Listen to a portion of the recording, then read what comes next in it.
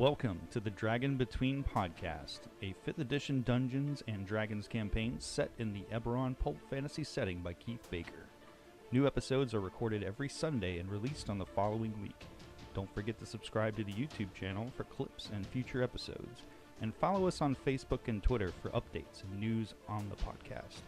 And now on with the show. When the characters last met, they were all rudely awoken by an explosion outside of the manor. One by one, the characters headed out into Troll Skull Alley and found several burnt bodies littering the street in front of the taproom. A crowd began gathering on the outskirts of the blackened cobblestone, and the characters learned from eyewitnesses that a man had survived, partially burnt and limping east towards the bent nail. Another witness claimed to see someone hurl an explosive into the street from the rooftops. The party quickly headed east and procured yet another clue from a frightened child. The group then discovered their Warforged sky carriage driver unconscious at the end of the alley, with a halfling lycanthrope rifling through his pockets. The party attacked the lycanthrope, dropping it just as the creature yelled for its allies to attack. The battle was fierce, but the group were victorious. A note was then found on the were-rat's corpse, revealing that the group were meant to prevent the characters from following a House Fjarlan agent to Gralhund Manor. Seeing that the sky carriage had been taken by the man who had limped away from the scene of the explosion, the group then hailed a sky coach and followed the directions to Gralhund Estate in Upper North Edge.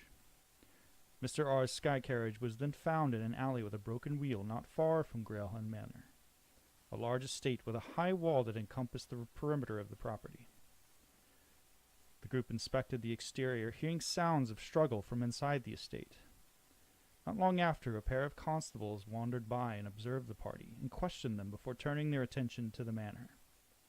The group watched as the constables gained entrance via the gate, which closed behind them. Samael then strode forth and kicked the gates in, revealing a half-orc man and the prone bodies of the constables. The characters steeled themselves as two massive mastiffs were set loose and ran toward them with teeth bared. And I need everyone to roll initiative.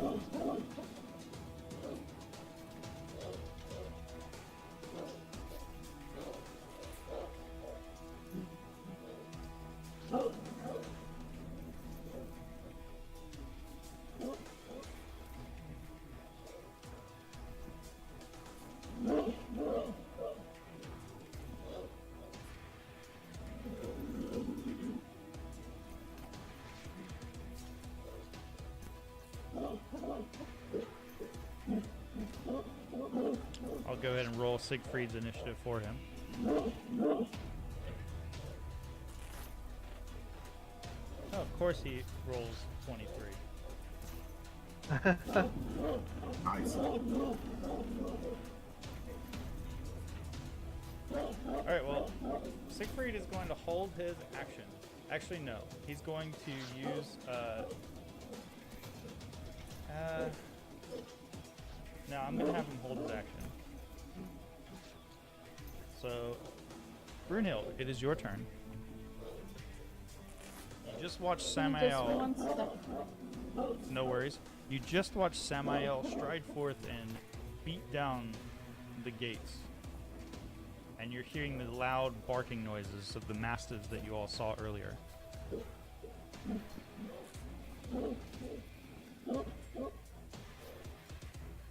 Give her 1 second. She's resizing your map due to the size of it on her laptop screen.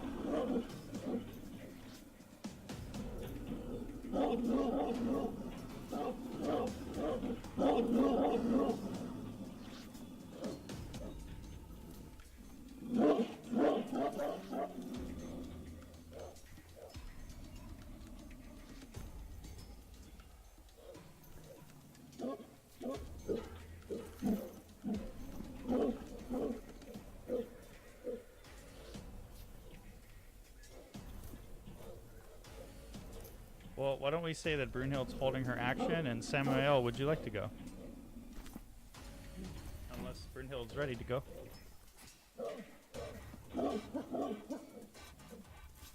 Yes, I shall. Sorry about that. I was helping her. Okay, I'm gonna give everybody some room to get in here. And I'm gonna move forward to there. Okay.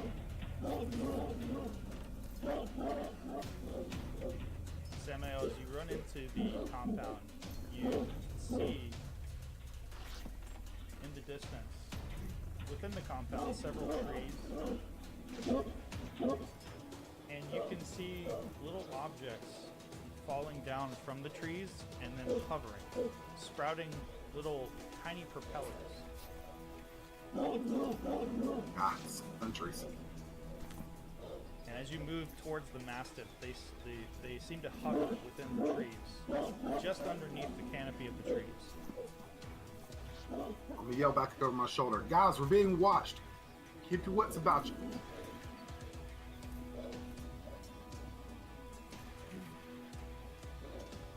And that is a hit.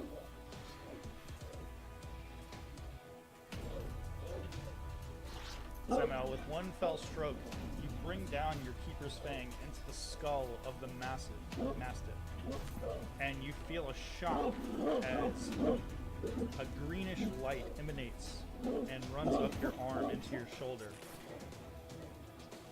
It's an unpleasant sensation.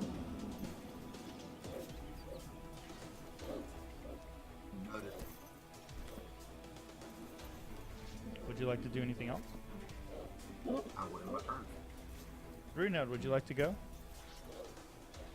Yes. Okay, you want to move there?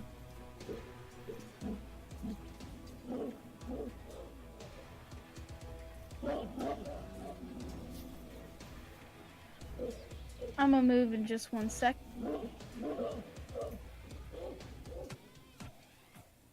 Okay. Heading into the yard proper, you watch as Samael brought his arm down and killed one of the creatures, one of the large dogs. And the other one is menacing him a few feet away. I'm gonna attempt to throw an axe at it. Okay, go ahead and target the creature and roll your attack.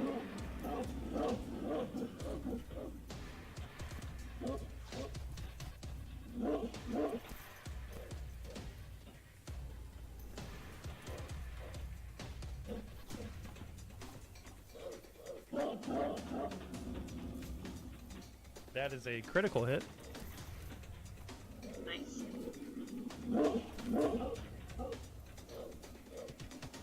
Samael, just as you pull your arm back, you watch as you feel the air whoosh as a hand axe goes and whacks into the creature's head, bisecting its head from its shoulders. I got you. Where on the ground is the bodies of the two guards? They are a few feet away from the double doors there in that lower left-hand corner right there in front of you. To your right, straight ahead. Just past the half-witch man. I see right where that path is leading into the double doors, correct? Yes. Okay, thank you. My turn is over as well. Okay. And it is Byron's turn. This is late. Dark out. It is not. It is approximately 11 a.m.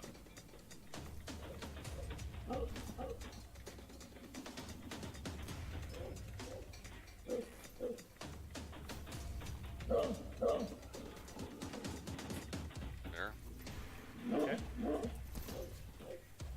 And Byron, as you head underneath the tree canopy, you can see three objects, cylindrical in shape, and they have the strange whirling propellers that seem to be keeping them aloft. They're several feet above the ground.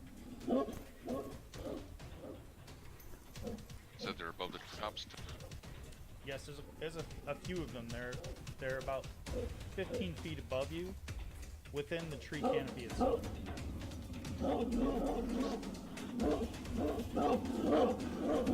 I guess I should. Right. I guess I should turn off the sound of the dogs. Since they did. We are not animal lovers. I beg to differ. Well, we keep you around.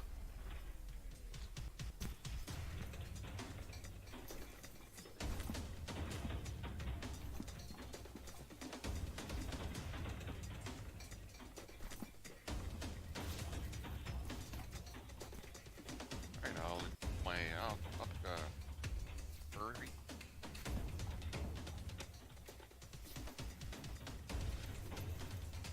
Action.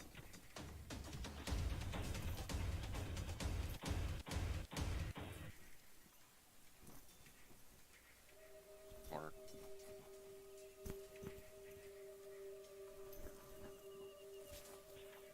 That's definitely a hit.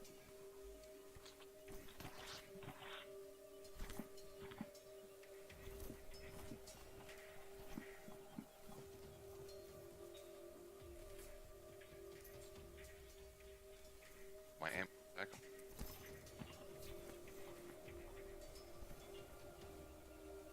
Mark, you're cutting in and out real bad. We're only getting like a few words. Yeah, I gotta get used to the headset. So I listens to.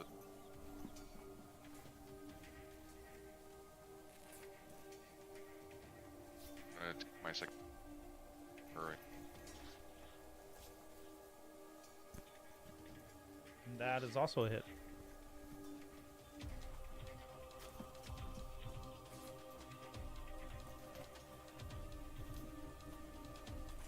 No, I'll finish my. Okay, Zito, it's your turn.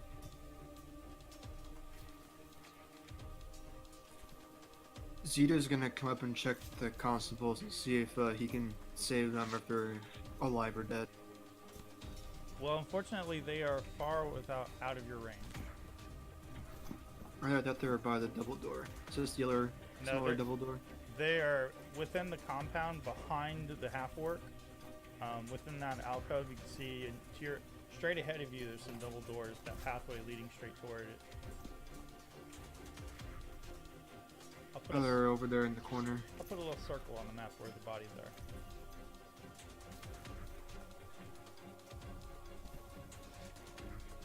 There you go.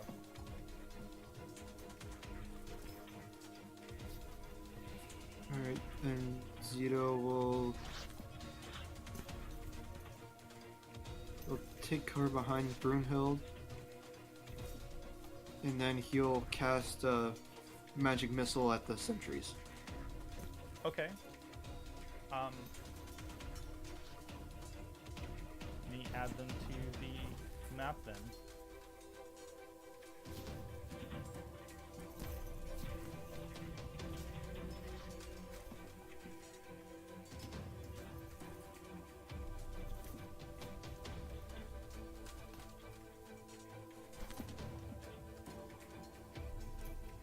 I'll do one at each of them. Okay.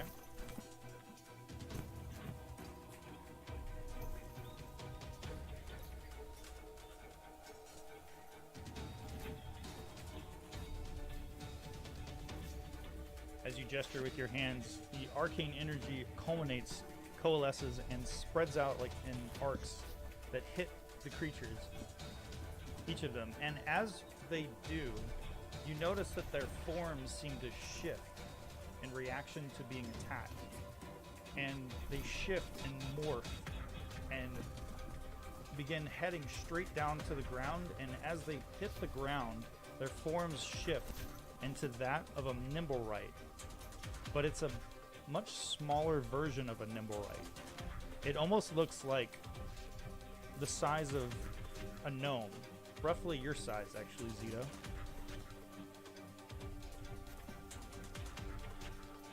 And Samael, Zito, Brunhild, you hear the sound of the door opening, and stepping out from the double doors, you see one of these transformed Nimblewrights comes out. Ridiculous wide-brimmed hat with a feather, a deep purple tabard and cloak, And as soon as it emerges, you hear this tiny little voice scream out. Ah, you'll die now. And it pulls 2 daggers, one in each hand, and begins running towards you all.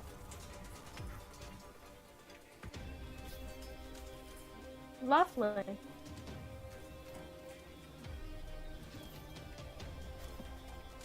And Zito, you watch this thing as quick as you've ever seen come skittering and running across.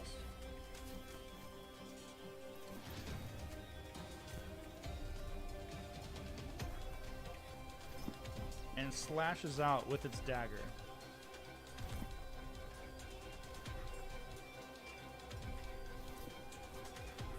Its first attack hitting you. And you feel it, as it plunges it into your side.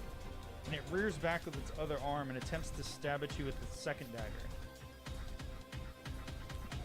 And again, catches you with the other dagger right on the other side of your rib cage. And it sort of lifts you up off of the ground a little bit, and then steps back and drops you down with a flourish with its daggers in its hand, getting ready to stab at you again.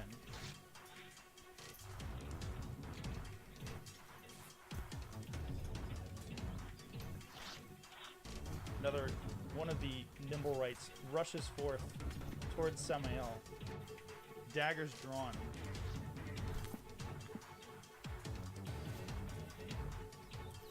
And Samael, you watch a thing that's no taller than your leg come running at you with daggers. Looks very similar to the Nimblewright. Oh, hey, that's a critical hit. Oh, hey, I'm immune to this. That's right, you are immune to those. Ha ha. So instead of doing critical damage on you, let's see, it will do 4 damage to you.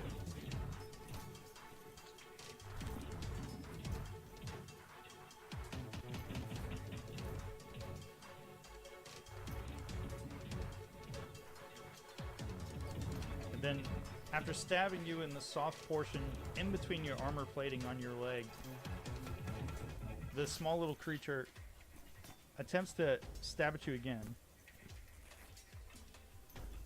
I don't know why that rolled twice, but it hits you on the first one. I'll go ahead and take that one.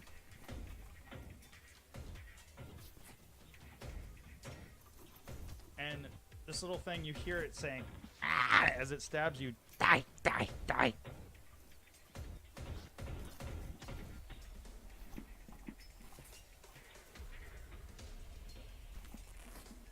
Coming from around the corner, you hear a rustle in the brushes, all of you, as this thing comes running forward.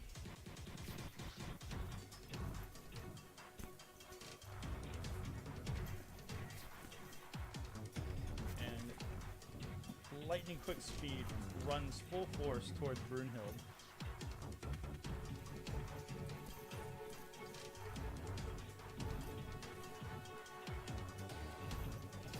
And Zara, it is your turn. From outside on the cobblestone street, you are watching what appears to be several gnome-sized Nimblewrights attacking your friends. And they all are wearing the colors of the Nimblewright that captured you and Nicholas. Oh my gosh, not again. I'm going to run in. Right here. You know, just right in the open. Right there.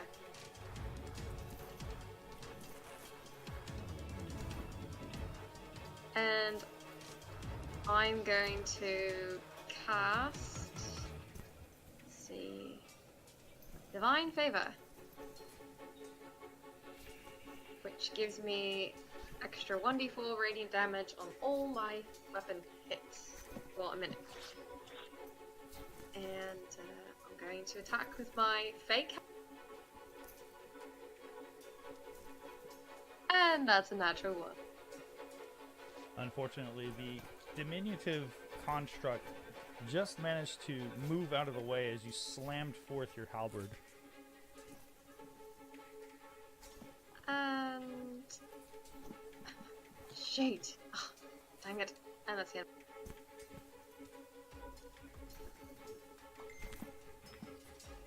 Mark, are you currently being stealthy? I'm always trying to tell. Okay, there are shadows beneath the trees.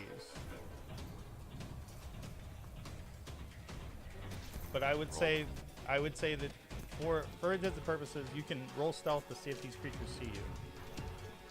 It's not quite dark enough for your natural abilities. So let's see if it sees you.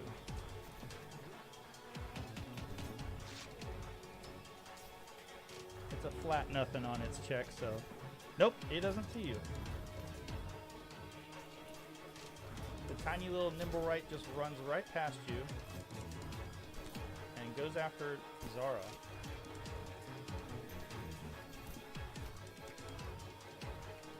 And Zara, you see a familiar sight of a nimble-right flaring 2 daggers at you.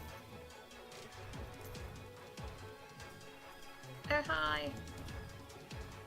And it goes, Sarah!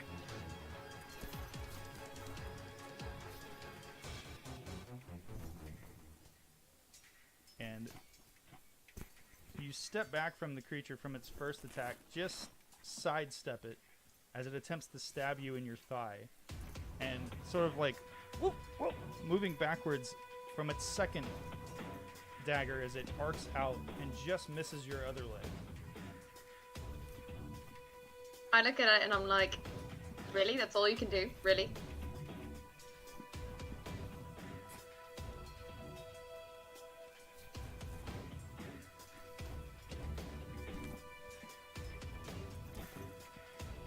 And Nicholas, it is your turn.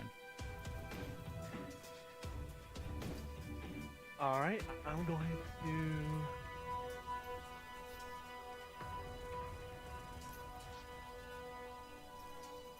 move up to... here. As you go. Okay. Nicholas, you see the same scene. You see tiny little gnome-sized versions of the nimble-right that attacked you and Zara. I get really angry. And I'm gonna cast a firebolt.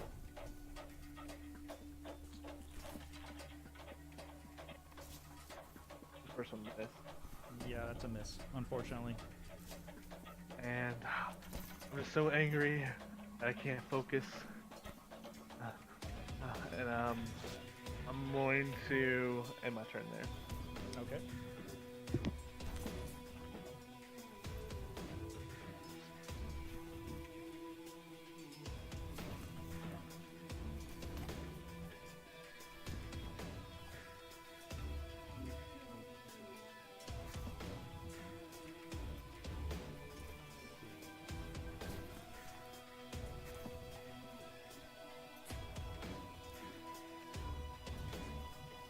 Nope, he still doesn't see you. The other small nimble right rushes past you, Byron. And as it gets to the edge of the tree cover, it attempts to throw its daggers, one at Brunheld and one at Zito.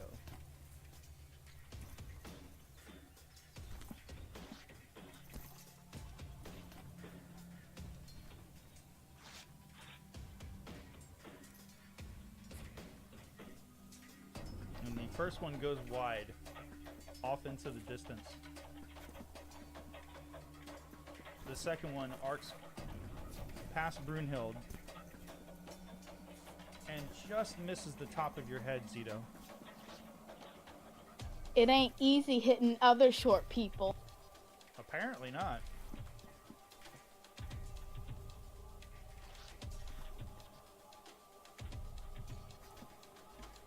Let's see.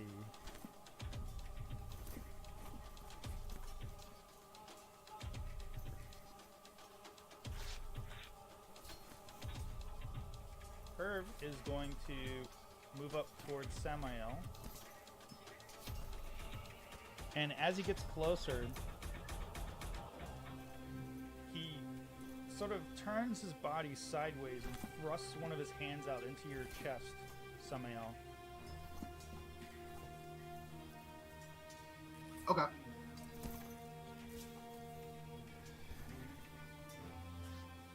And you feel like this horrible necrotic energy, this heat is generating off of his hand. And as he is about to touch you with his hand, with this strange magical effect, he seems to stumble a little bit and just manages to miss your shoulder as he reaches out to touch you. Whew, that felt like a handful of nope. And he is going to attempt to step away from you. His eyes going wide from his attack. He's going to attempt to step away from you. Would you like to get him with a reaction? Oh, yes, I would. Go for it.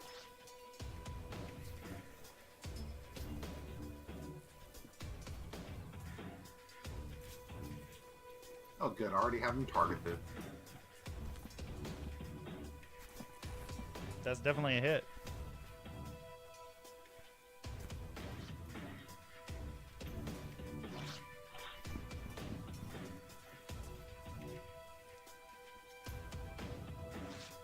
The half-orc skitters back and just sort of goes whoop as your arm swings forth and you just barely miss him with your keeper's fang. Or no, excuse me, you just managed to nick him as he runs back from you. Yep. Slashing him in his arm, he holds his arm for a moment and just goes, "Oh, bastard!" I'll have you know my mother was a valiant and respectable woman. You will not speak of it. Coming from around the corner, you see more of the Nimblewrights are running towards you all.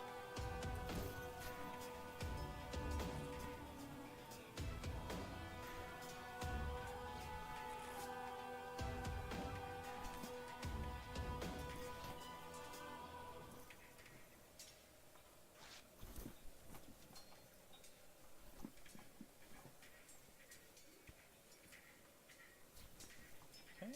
On the second round, the small Nimblewright, which is right next to you, is going to attempt to attack you again with its daggers, Samael. Okay. Your armor plates are thick, though, and its first attack is just sort of slices and scrapes against your armor. It takes its second dagger and attempts to do the same thing. Slashes across your armor.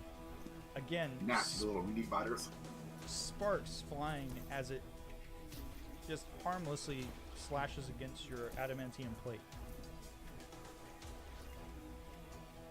And Byron, it's your turn. I'm gonna shift in. I'll fire at Earl.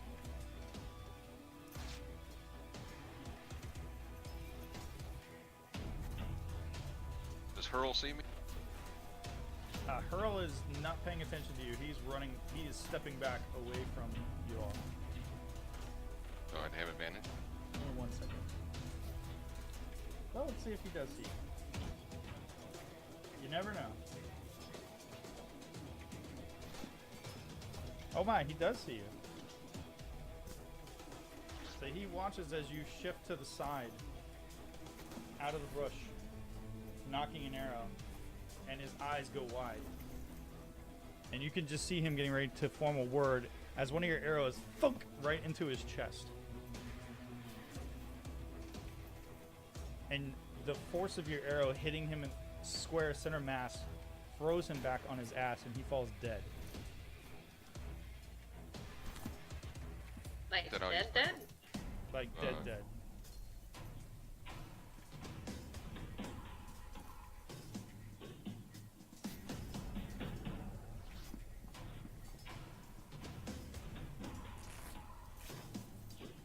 Okay. On number 10's turn, it is going to head up to Zito and attempt to stab him thusly.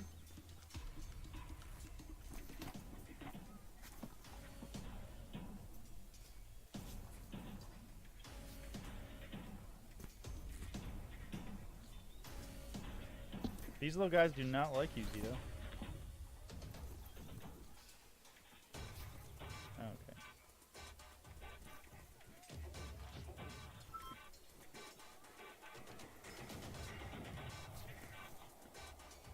Zito, you watch in horror as another dagger arcs forth and catches you in your shoulder.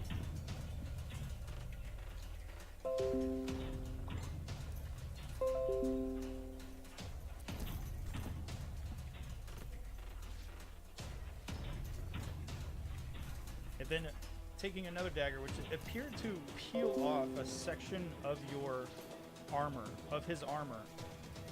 And when he peeled it off, it actually turned into another dagger.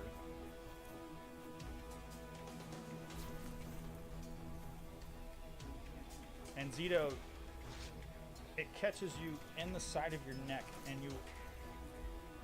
your party members watch as you fall limp on the ground in front of you.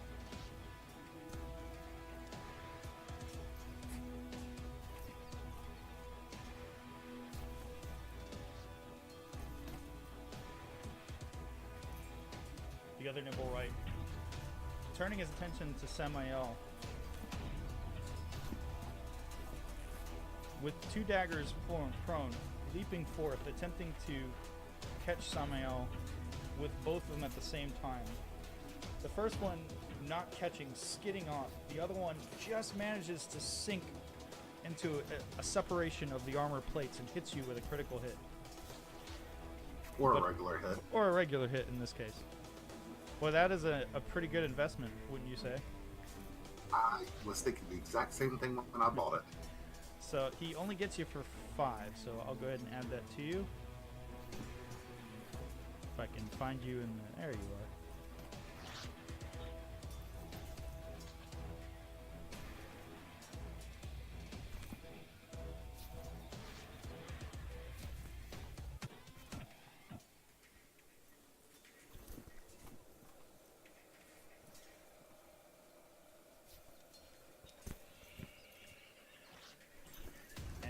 Zito, make a death save, please.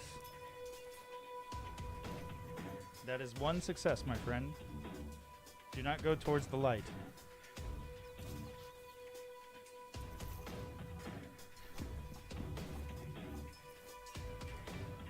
Zara, you watch as this diminutive nimble right pulls its daggers back in a threatening manner and once again attempts to stab you with them.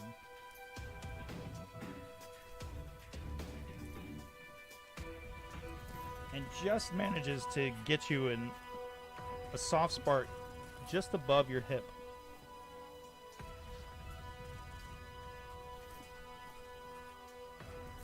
But misses you with its second attack.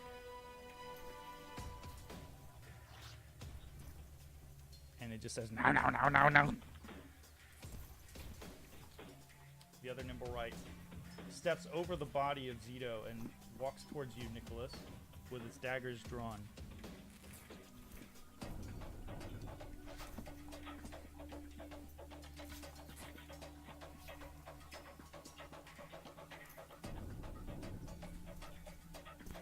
And it stabs you right in the top of your kneecap. And it looks up at you as if it were smiling. And it says, Oh, Nicky boy. But just manages to miss as you pull back, its blade extracting from your leg.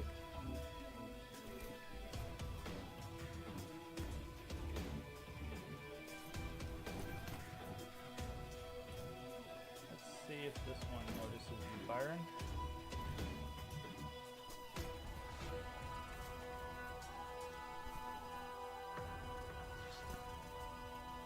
Yes, it does.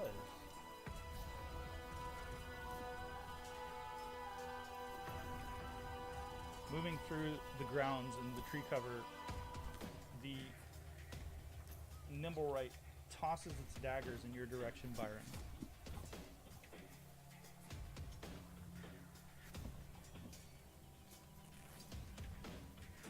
This first one going wide and thunking into the tree trunk next to your head.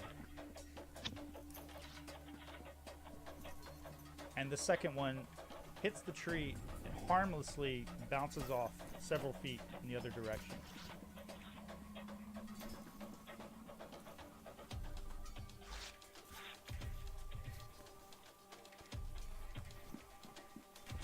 Brunhild, the diminutive construct is continuing to attempt to stab you in your legs.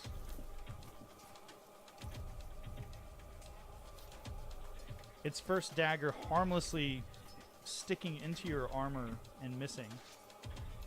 With its other tiny little arm, it stabs forth and again harmlessly skates off the edge of your armor plating. And Samael, it's your turn. All right.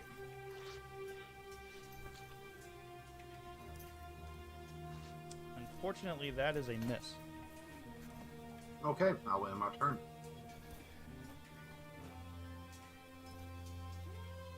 On Siegfried's turn, seeing that his friends are getting the crap kicked out of him, he steps to the side, raises one of his crossbows, and fires it at the closest one that he can see. And he hits it.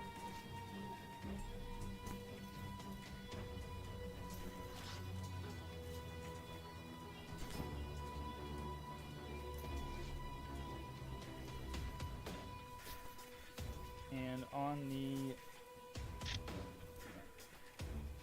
Gosh. Looking to see if I had anything he could do as a bonus action.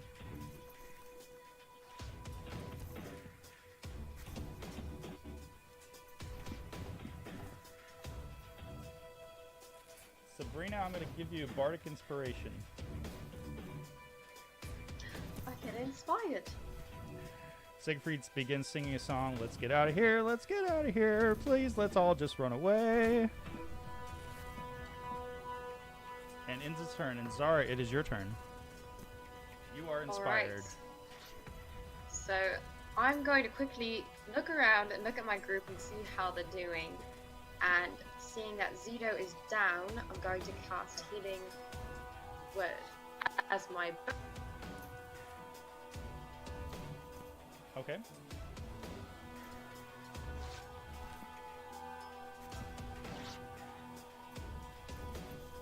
You can go ahead and you might want to untarget the nimble right before you do that. Yes. So I'm just gonna do one.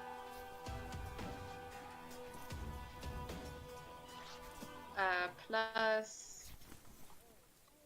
There should be a heal on your sheet. If you click on it, it'll burn your spell slot and it'll cast heal. Oh, I see.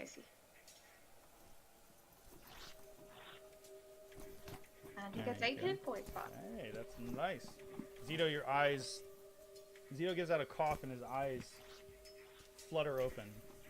That was your bonus action.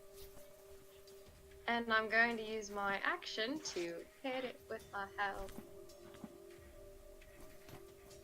That is definitely a hit. And I'm going to... Okay. And with your halberd, scratching across and cutting open the deep purple tabard that is across its chest, you can see the mechanical workings of the small construct underneath.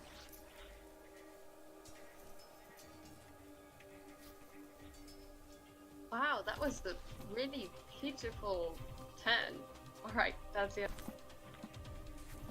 Yeah, what's up with your halberd, man? I don't know. Someone's stolen. It's almost as if it's not the same halberd. Nope.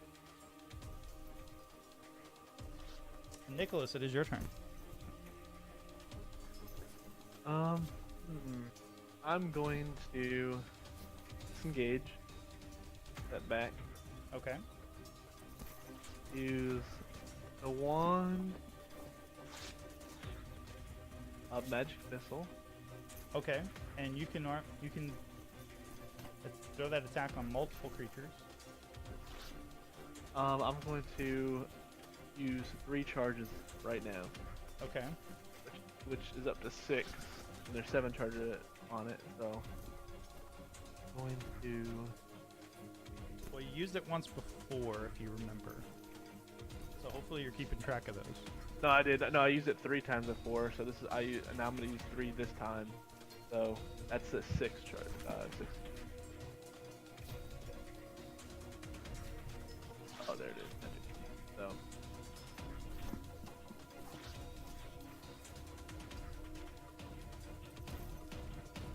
Are you just firing at the same one? Yep. So with All on him. just arcane bolts shooting out of your wand, striking the construct, and it looks pissed. And I'm going to give him the birdie, and I'm gonna take a step back out. It gives you a birdie in response, and as you're about to disappear around the corner, you see that it looks like it's getting ready to brandish a dagger at the Zito. And I'm gonna end my turn right there. And Brunhild, it's your turn. I'm gonna hit the one closest to me with a hammer. Go for it.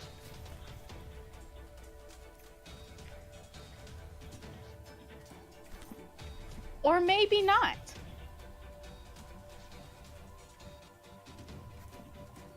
Byron, it's your turn. Alright, I'm gonna strike the one in the back. Ran by him. See.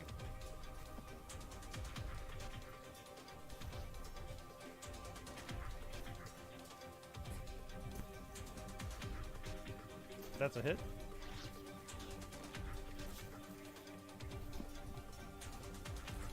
You plug the nimble right in its back. Second. Fire. Knocking another arrow, Byron pulls back his bow and fires another arrow.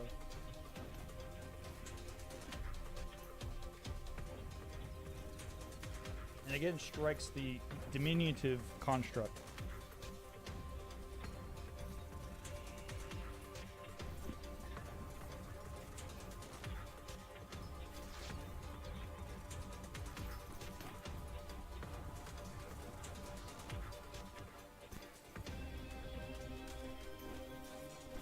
Does that complete your turn? Now I'll move there. Okay. The nimble right that just watched Nicholas run around the corner turns and looks at you, Zito, and says, Stay down. and attempts to stab at you. Now, does your mage armor go away when you fall unconscious? Is that a concentration spell? It's not a concentration. No, it's not a concentration spell. It lasts for Okay, 8 so hours. regardless if you're conscious or not. I was just curious. Let me look this up because I've never had that happen. Well, he missed you regardless. He would have an advantage because I'm still prone. That's true. You're still prone. Okay, well, I'll say that his first attack did not hit, so I'll go ahead and roll his second attack with advantage, since I rolled that twice.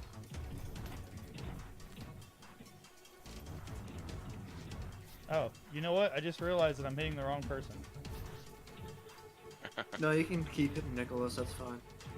Let me roll that again. I apologize. There's a church You're behind good. that house over the wall.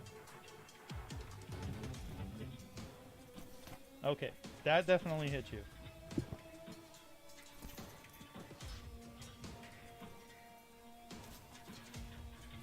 So Zito, you feel as he arcs his dagger down and stabs you in your gut.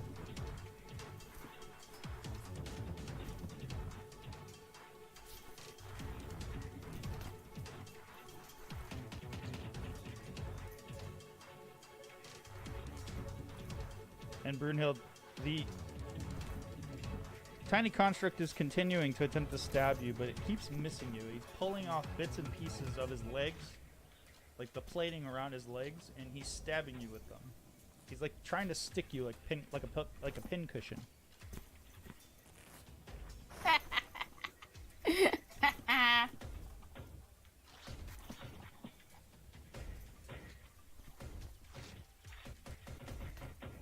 The Nimblewright that has been attacking you, seeing a clear advantage, sidesteps a bit and begins attacking you with advantage, Samael. Okay. Its first attack missing. In frustration, it goes, "Rah!" And again misses you. Attacking semi-elf was never an advantage.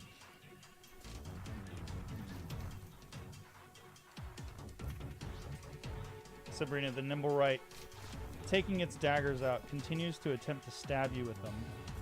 First trying to stab you in the calf, and then with its second dagger, attempts to stab you in the thigh, and just misses you as you're shifting sideways this way and that way. And Brunhild, it's your turn. Awesome.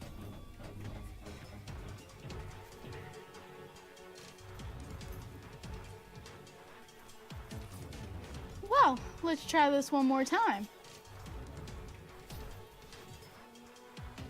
That is a miss.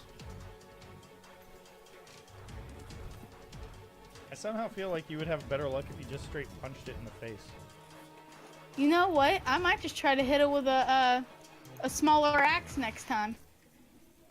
And Nicholas, it is your turn.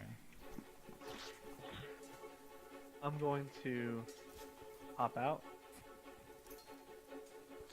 I'm back! And I'm gonna cast a firebolt.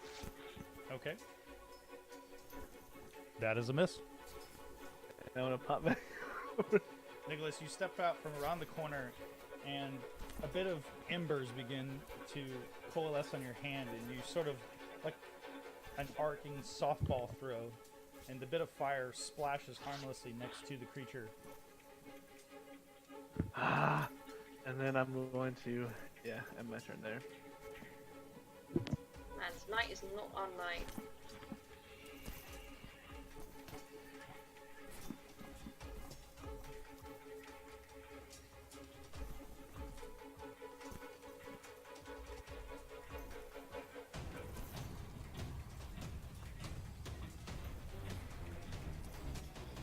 With that fireball, would that have started a small fire to where it landed? It harmlessly lit the grass ablaze. Burnt a little patch of grass.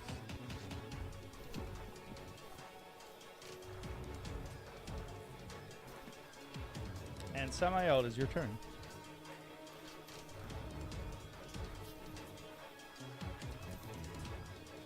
And did you say healing potions were a Bonus action.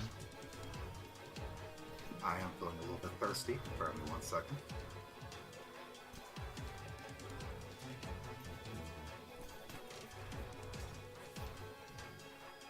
Uh, 2d4 plus 2, just roll it the generic way. Yep. So you get 6 health back. Thank you. All right. I will end my turn. Oh, okay. You're all hearing the sounds of scuffling continuing within the manor, and there's a loud clanging and a sound of glass shattering coming from within the manor, immediately to the south of you. It's a booming noise.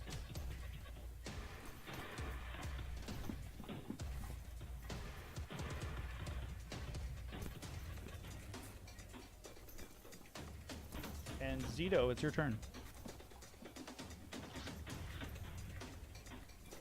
Zito's going to look at that small patch of fire, and he's immediately going to cast pyrotechnics on it. Okay. And he's going to make a 20-foot radius of smoke centered from that fire. Okay. So now the area is obscured. which will give whoever's And then within the Zito's smoke going to- disadvantage on your attacks. And disadvantage on perception checks. And Zito's gonna move out of the way. Okay. The nimble right will attempt to attack you with its reaction.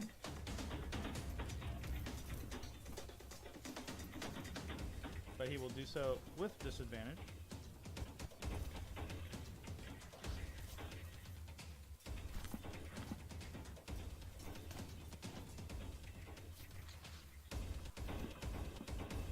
And he misses you. And Zito, you come running out from the gate. And as you do, running out now, you're seeing that the individuals within the outside of the compound, people that are out in the streets, are now looking in the direction of you, Siegfried, and Nicholas. And they're now rushing off away from the estate. And some of them are yelling, "Someone call the watch!"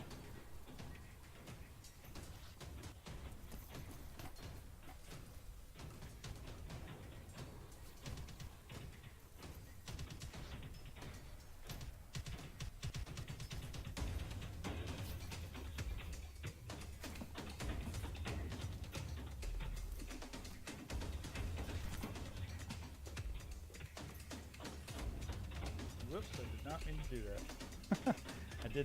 I didn't mean to hit you, Zito, sorry. Trying to scare me? No. I meant to try and attack Brunhild with disadvantage.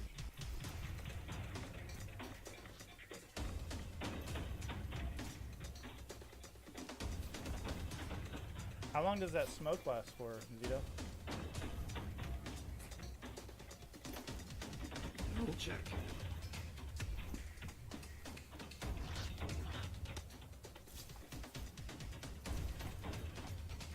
The nimble right steps out of the smoke.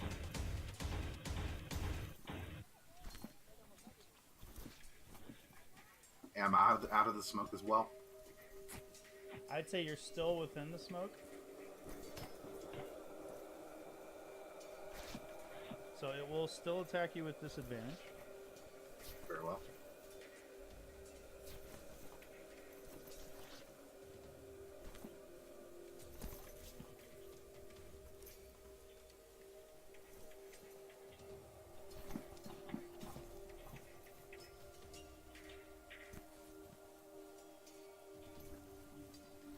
Oh man.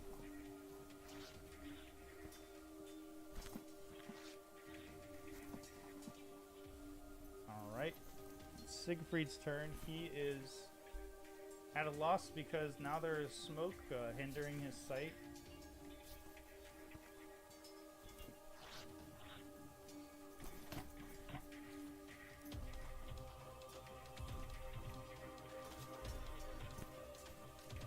He pulls out his double-bladed scimitar and extends it and rushes forward.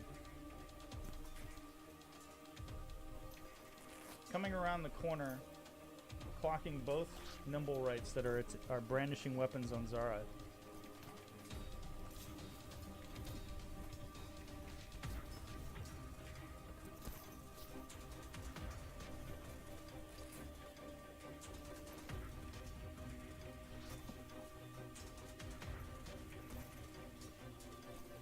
And slashes at the creature. And Zara, it's your turn. Siegfried has run up behind you and is now attacking the nimble right that was getting ready to attack you. Alright, when seeing that how things going. You can smell the acrid smoke that is billowing from behind you and is obscuring your vision to the right. You cannot see Brunhild or the other nimble rights easily. You just see shadows within and shapes within the smoke. Alright. I'm just going to try to attack and take these things out. Oh, but that's a natural one. You were a bit surprised that Siegfried stepping forth and extending a two-bladed weapon and attacking kind of shocked you a little bit. I'm going to attack one more time with my bonus action. That is That's also a miss. 2. Wow, I have not hit anything. The dice are not kind tonight. Don't worry, guys. The guards will show up and save us pretty soon. You could always try to punt kick it. Technically, it's not even been a minute yet. The nimble right directly in front of you. If it could smile, it would be grinning. Attempts to stab you. You are just out of the range of the smoke, so it is not at disadvantage. However, it still misses you with its first dagger attack. And again with its second dagger attack. It seems to be getting frustrated now, and it's going... And Brunhild, it's your turn. You are currently in a thick wall of smoke. And I'm gonna get out of that thick wall of smoke. Okay.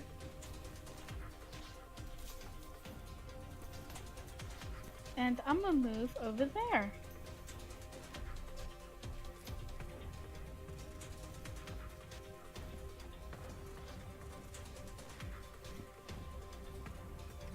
Can I attack at advantage since I haven't flanked? Yes. Awesome. He does not see you there. You have advantage.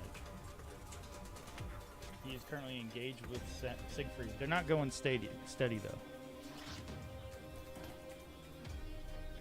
I think you just untargeted him. There you go. All right, let's try.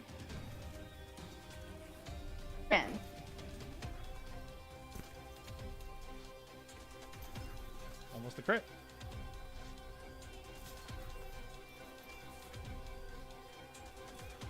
Beating the construct in the back of its head with your maul. And it has several dents now in the back of its head, and you've knocked its hat off.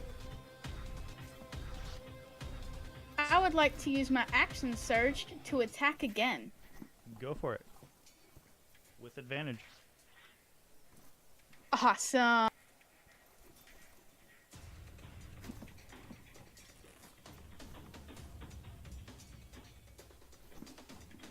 That is also a hit.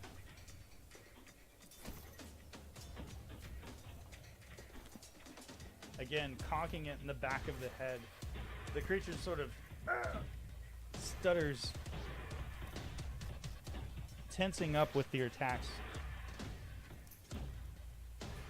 And I will end my turn. The nimble right will then attempt to attack Siegfried, who has run with him and attacked him with a double-bladed scimitar, and hits him.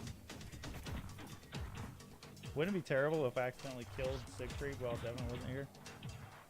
He would never forgive you. It's true. It would be hilarious. Yeah.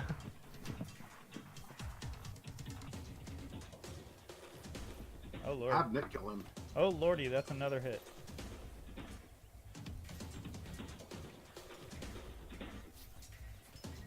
You know, I just realized I don't have him targeted. For some reason. My second attack. That is weird.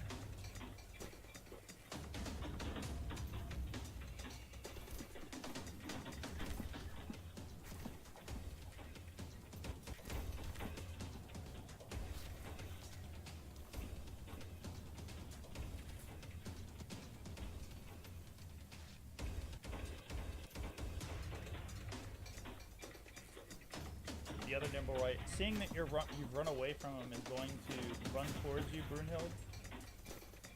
And Samael, I will say that you can use your reaction to attack it as it is breaking away from you. I will. At disadvantage? Yes, because you are within the smoke.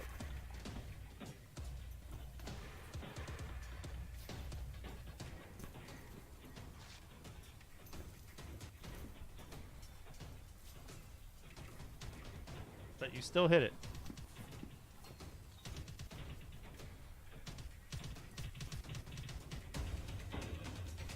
All right.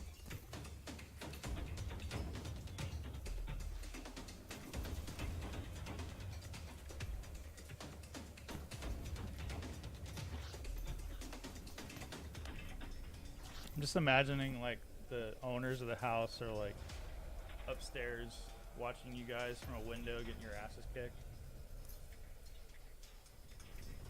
They ought to be cowering. We're not going to be happy when this is over. Oh, I can imagine.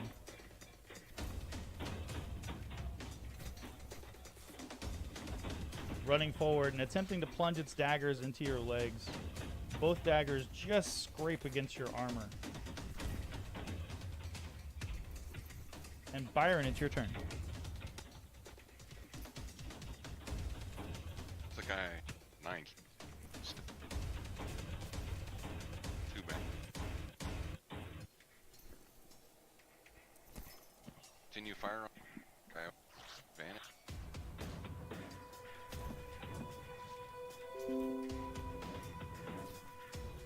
That is a hit.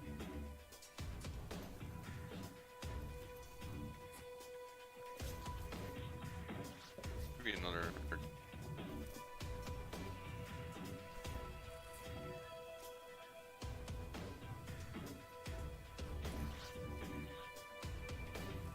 Summary. Sorry, you're cutting in and out there. Yeah, for some reason the hunter's mark is not. Yeah, it seems to be going off every time you use it. But I'll go ahead and add that bit of damage. It's finished him off. Oh. So your arrow strikes it in the head, and its head just flies off of its shoulders. This action is for hunter's mark. We finally managed to kill one. I'd hate to see a grown one.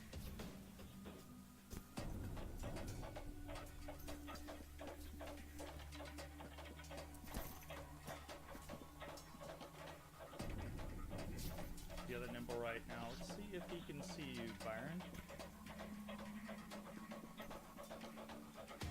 Frustrating as it is, trying to stab, and he just catches you with a glimpse of his eye, runs towards you, and attempts to stab you.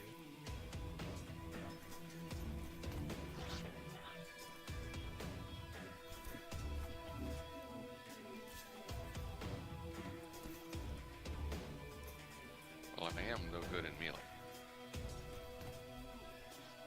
That's why he ran up to you.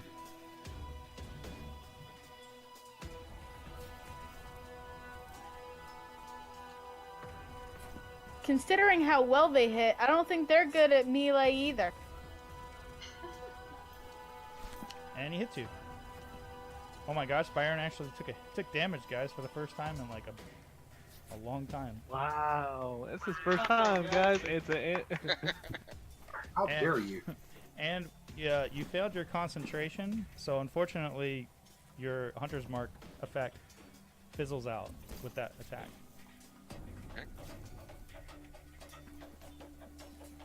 And he hits you again. First stabbing you in the side of your calf, and then taking the other one and stabbing you in the same leg into the meat of your upper thigh. And Zara, it is your turn. You are surrounded by nimble rights. Siegfried standing shoulder to shoulder with you. A grim look of determination on his face. Alright. Now, if I cast Spiritual Weapon as a bonus action, can I attack with it in the same... Read the rules for your spiritual weapon. I believe that you can. As part of the action of casting it, it can attack. If it has Even though it's a bonus action? If it has something to attack.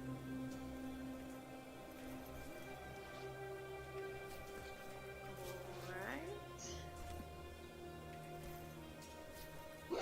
And you'll have to forgive me.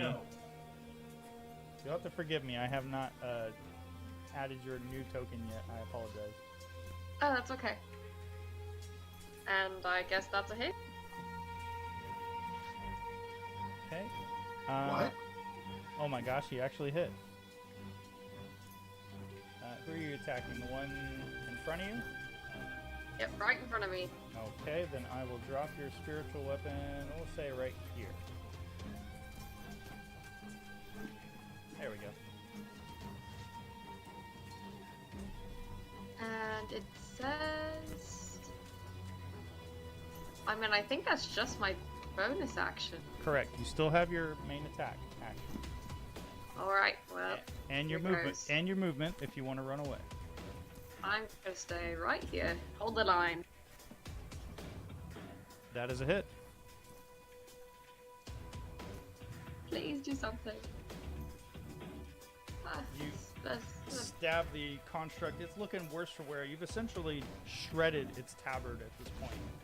It is standing naked before you with daggers in its hands. A bit of black, oily substance leaking from cracks on the surface of its body. And it has been slowly been peeling off bits and pieces of its carapace and using it as daggers. Zito, it is your turn. my turn.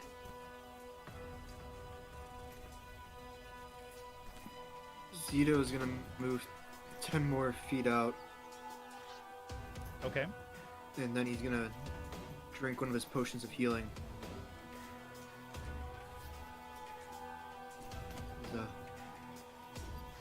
Come on, there's too many of them. We have to retreat. We have to regroup.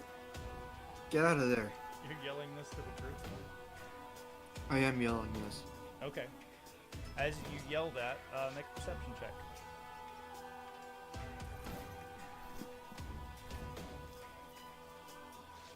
Alright.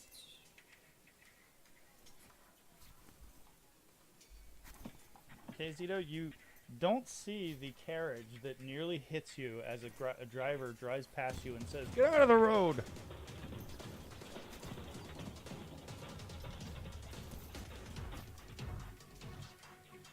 And go ahead and roll the d4s for your healing, and we'll adjust it accordingly. Is that the end of your turn?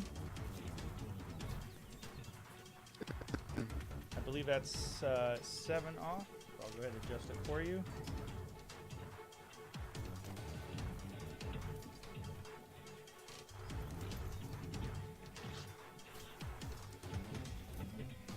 Let's see. I'll also get out of the road. Okay.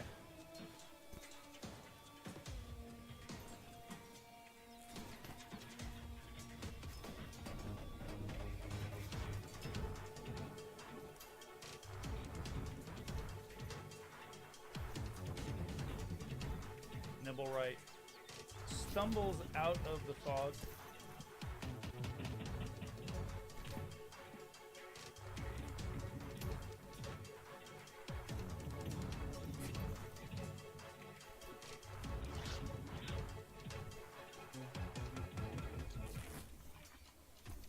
And runs into the house.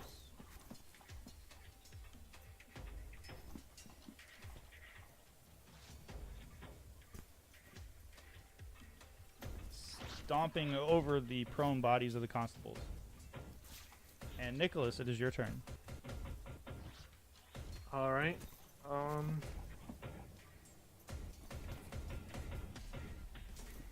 I'm going to peek around.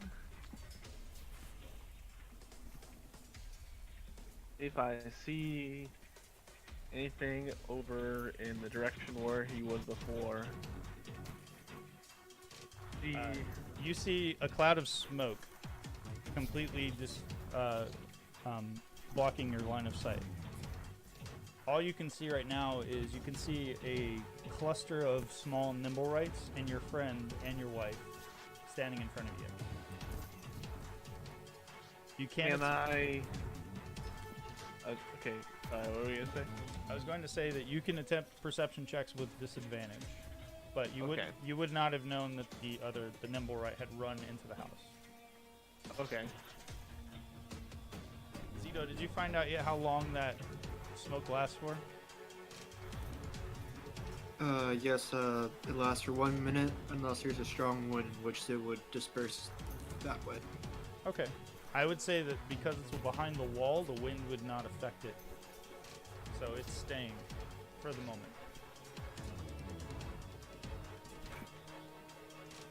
My perception was a 9. Okay. You can just see the cluster of Nimblewrights that are brandishing daggers and attempting to stab your friend and your wife. Am I gonna be able to hit one of them if I tried, or are they completely blocked? I would say that if you wanted to attack any of the ones that were directly in front of your companions, that they would have 3/4 cover. Alright. Which is +5, right? Right, or Or no, minus minus- or minus mi- 5 to your minus attack. Yeah, -5. You can also just run through the smoke, get to the other side of your friends. But my character wouldn't have known if that Nimblewright is still there or not, so I'm gonna stay there. Okay.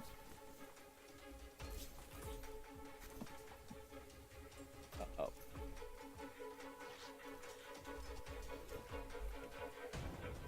That was a lot of attacks. Yeah, for some reason it rolled one Okay, click. So yeah, rolled- I'm gonna take that the first one was a 10. we'll take the first Yeah. one, which was a miss. Yeah. Fantasy Grounds like froze, and then all of a sudden, like, oh no! It's like Alright. rapid fire firebolt. I'm going to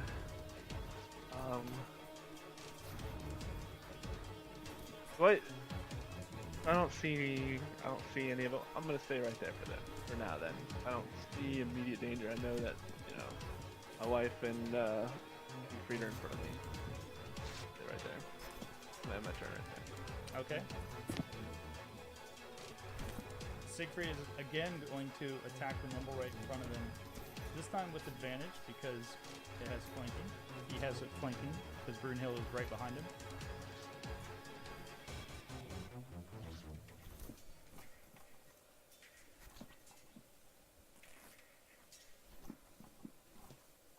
And for some reason, Fantasy Grounds is acting weird on me too, so don't feel bad, Derek.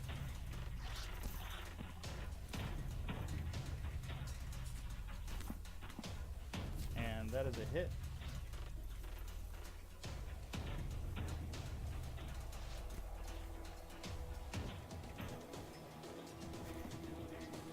And Siegfried is going to attempt to get away from the Nimble right now.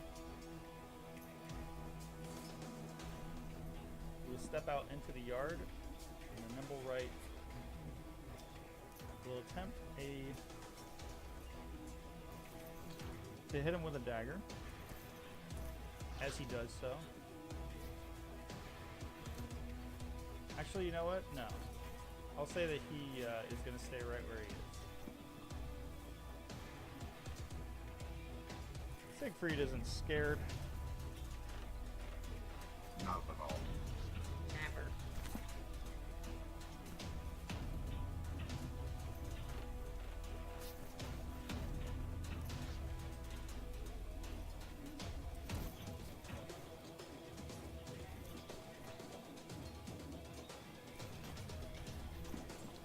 Let's see, this Nimble right is going to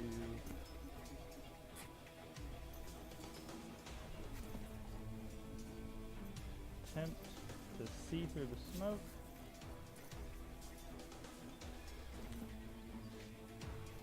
And he is going to stumble out into the yard and running full speed towards the house. And then ducks in through a door.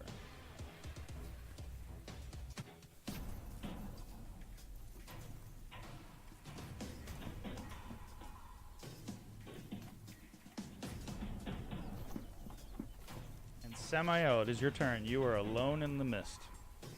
I'm gonna step outside of the smoke cloud and look around. Okay. I'm gonna see Byron.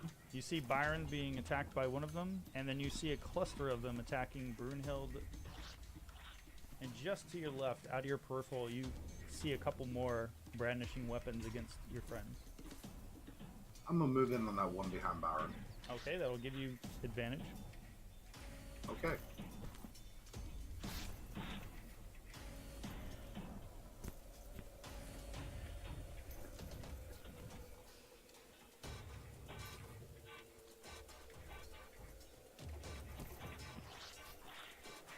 That, unfortunately, is a miss. Alright, well, I'm gonna end my turn again.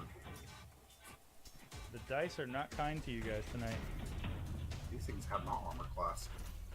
It's my fault for killing that mastiff. Siegfried again is going to attack with advantage, the nimble right in front of him.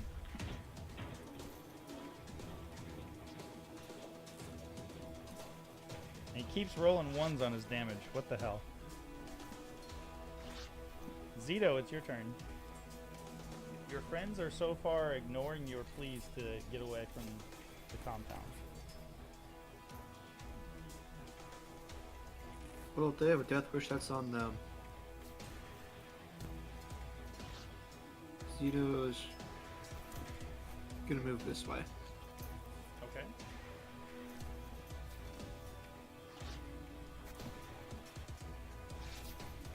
That's it. Okay. On Nibble Right 3's turn, you're going to turn around and stab at Brunhild, or at least attempt to.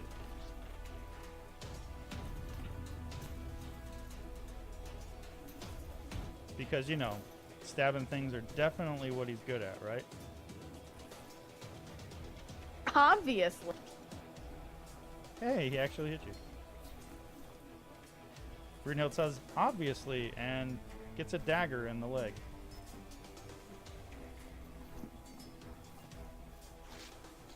Just my luck. Byron, it's your turn. Alright, I'm gonna go up.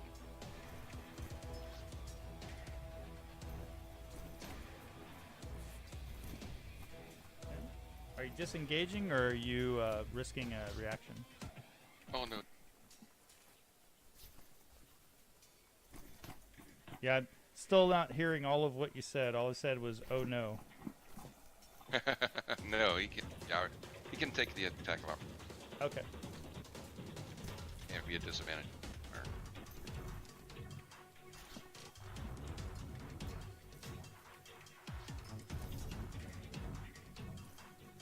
I mean, he might miss you. You never know. See, he missed you.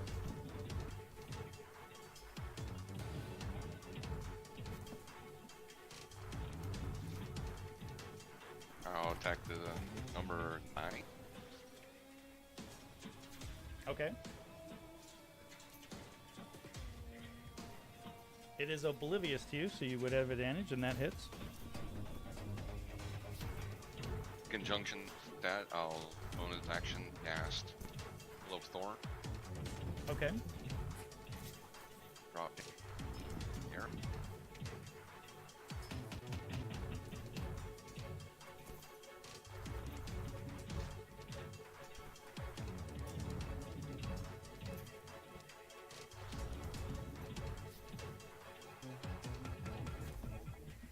Ooh boy.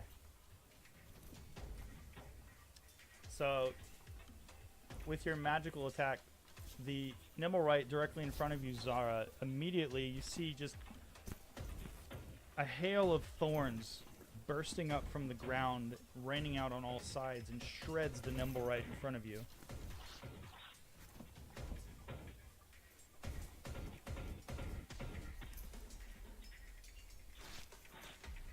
Did it damage Brunhild as well? Yeah. Like, why? Sorry, I hit 3. 1.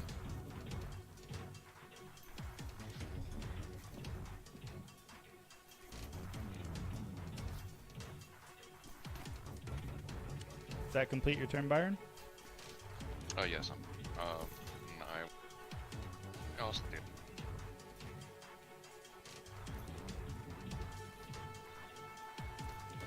Samael, it is your turn once again. Alright, well, I'm gonna go ahead and miss this number right in front of me. That is a miss. And I will end my turn. Zara, it is your turn.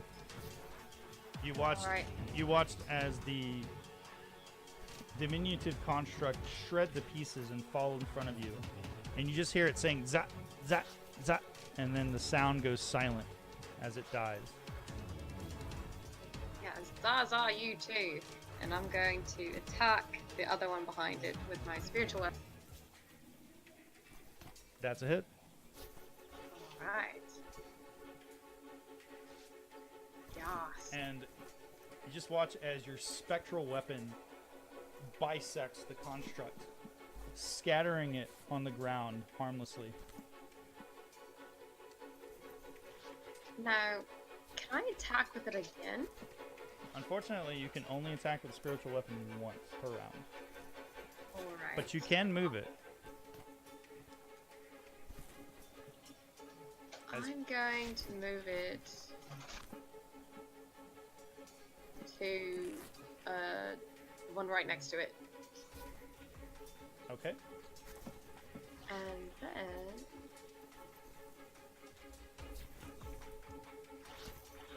let's see. Alright, so I still have my action. Do I see any other nimble rights around? Looking off, you can see one that is currently stalking towards Byron, and Samael has been attempting to stab it with his dagger. Besides the one that is immediately in front of you. I'm going to cast Sacred Flame on the one that's far away. Okay.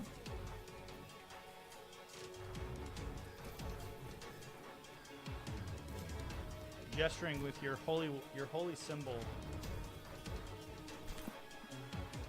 and holding your hand out.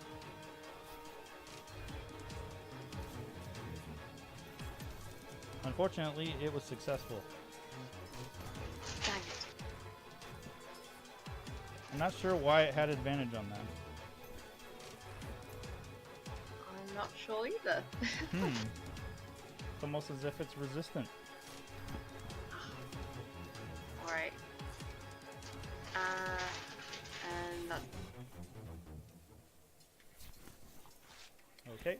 The Nimblewright is going to step towards Byron, and you get a reaction. You can miss him again if you like, Samael. Sure thing.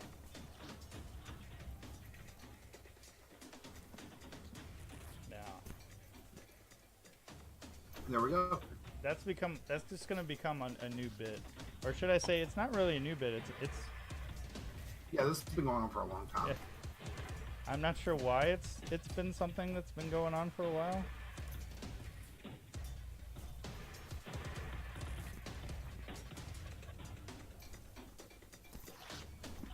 But the Nimblewright stalks forward. Its first attack, stabbing you in the side of the fleshy part of your love handle, right between the armor. Second dagger going wide as you rip away from it. And Nicholas, it is your turn. Sorry about that level hit. Alright, I'm going to... You're watching the battle has turned the tide.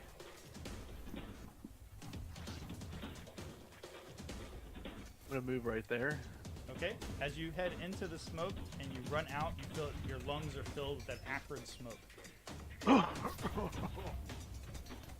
going to look at the one that's close to me. I was almost tempted to make you roll a perception check with disadvantage to see if you run straight into the tree. I'm not that Smoking is mean. bad. I wouldn't be surprised how this game's going. And, well, I think I did run into the tree. Oh, whoops. Oh. You stabbed at the tree. Good. Yeah, I'm gonna end my turn on that note. Okay. You're all hearing more sounds of commotion and shattering coming from within the manor. And Brunhild, it is your turn.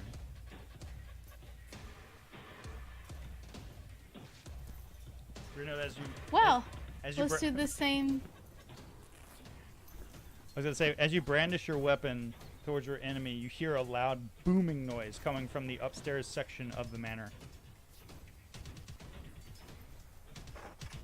Sounds like they're having some issues up there. That, unfortunately, is a miss. As I am down here. And Nick, it is your turn once again. After hitting the tree, I'm gonna catch my breath. Huh. I'm gonna look at the same one that I tried to fire a firebolt the other time, and I'm gonna try again. That is a miss. And these new spells are just not that good right now. Then my turn. On Siegfried's turn. Emboldened by his friends turning the tide of the battle, takes his double-bladed scimitar and spins it, and strikes out at the nimble right, but misses.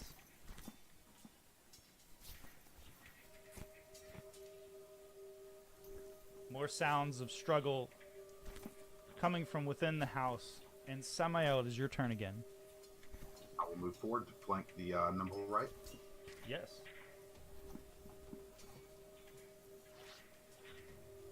That is a critical hit. Yeah. Can I make that a smite? Yes, you may.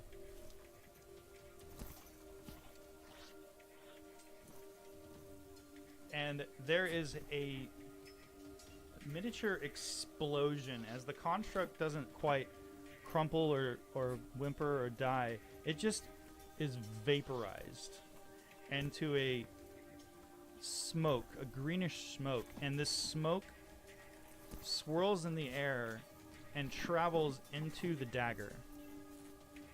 And Byron, you look as Samael's eyes, which are glowing red, now flicker and glow green, and then back to red.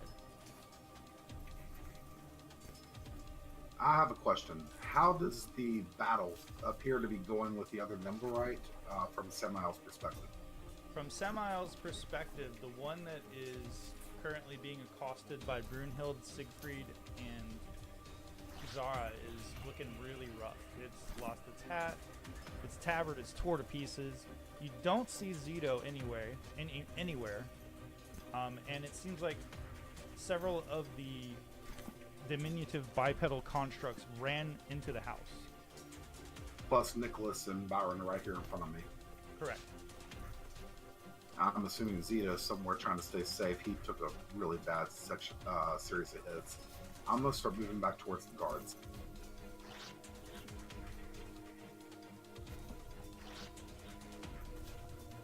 And I will end my turn after I move there. Okay.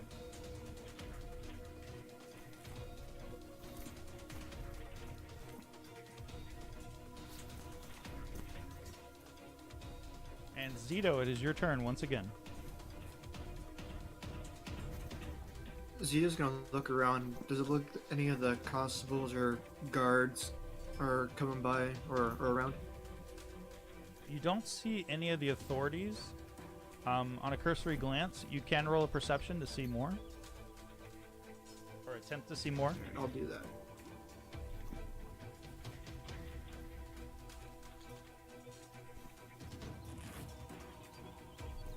In the distance, Zito, you see that there are little poles that are erupting from the ground in the distance. And there is a blinking, swirling light. And you can just hear a faint sound of like what appears to be a warning siren that is going off in the distance. But you can't quite tell what direction it's coming from.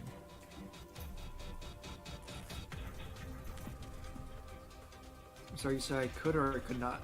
You could not tell where it was coming from. It seems to be echoing all throughout this district.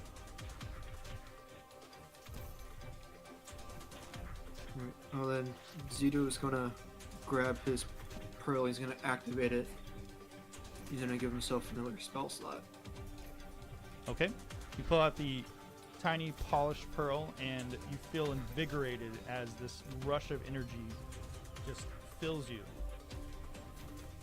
And Zara, it is your turn. Alright. I'm going to see the... Oh, come on, let's get this over with. And I'm going to attack the Nimblewright number 3 with my special weapon. Okay. Unfortunately, that is a miss. I was going to use my inspiration. Oh, you can roll your bardic inspiration. Go ahead and roll a d6 to see if you can hit.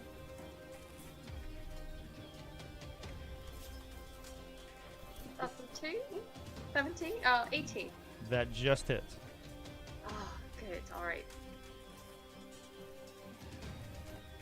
Come on, die, please! Yes. Your spiritual weapon catches it at the shoulder near the clavicle would be, and bisects the creature at an angle, and it falls harmlessly to the ground.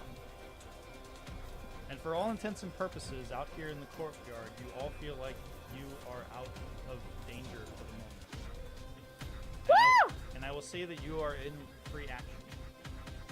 I'm gonna rush over to those guards and start dragging them towards the entrance as fast as I can. Okay.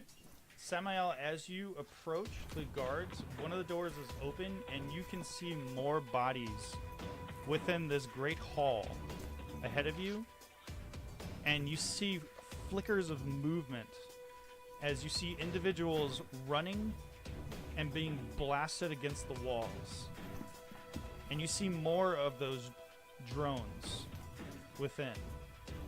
You see smaller ones now on spindly little spider legs, and they seem to be turning towards you. Not menacing, but appearing to regard you. Wait, before we all go, who needs healing and what's the plan? Well, we're gonna get to that. Let's get everybody back to the entrance and regroup there. I'm gonna another.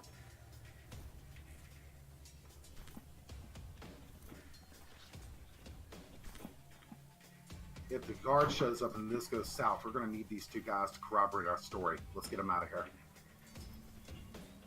Jeremy, when I used my lay on hands on Mr. R earlier, how much of my healing pool did I use up? I will say use 5. Okay. I'm going to use 6 points out of my healing pool to get these guards back in action. Okay. I'll tell you what, make a medicine check. Sure thing.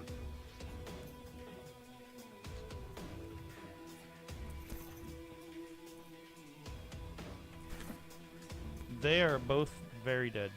Their bodies are starting to get cold. As you're dragging both bodies, you notice how limp they are, and there is nothing, no breath. What about the wounds on them? How do They appear to be blade marks, blade marks? but possibly from the weapon that the half-orc was brandishing. And I'll say that the smoke begins to dissipate now.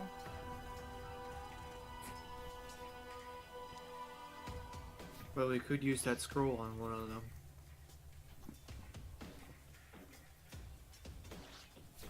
I would hold off on that, Zito. There's some really bad stuff going on inside of there right now. People are dying. We need to get in there and put a stop to this. On that note, I need healing. Yeah, Alright. I think we all do. Well, I have a couple healing potions. Who is like, you know, how you guys? Zito, What? I'm going to use 9 points of my lay on hands on Zito. Get him back to the full or close to it. There is a loud crashing noise, and everyone roll a perception.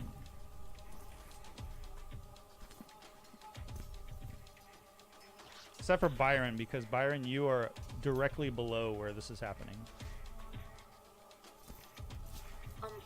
I'm going to hand Brunhild the greater healing potion. I'm going to hand Siegfried the lesser healing potion.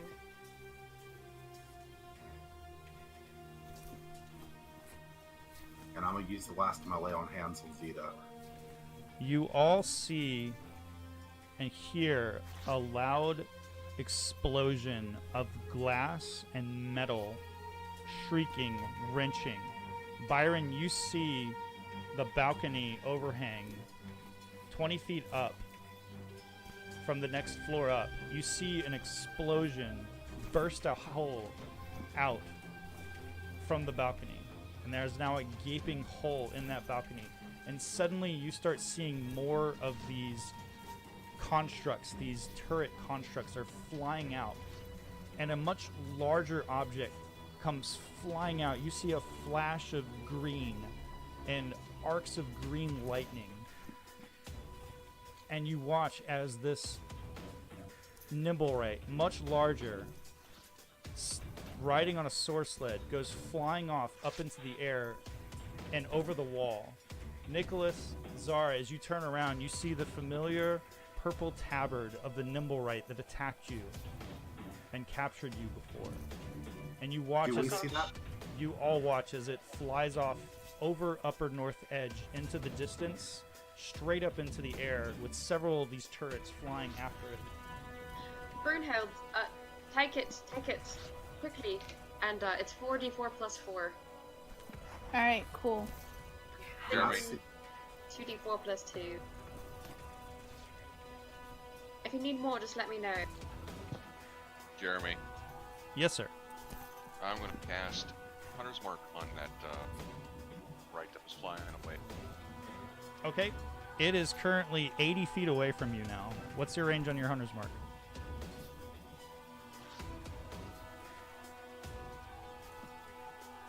90 feet. Awesome. So you manage to mark it with your Hunter's Mark as it is flying off, rocketing off in the distance. You have a moment to decide, all of you, right now, what do you want to do before this thing is gone? Can I What is fire it a riding? spell on it? It is riding on one of those crystal sword sleds that you saw those other individuals riding on in the I'm alley. gonna throw a javelin. I'm gonna fire. Okay. Well, let me throw him on the combat tracker.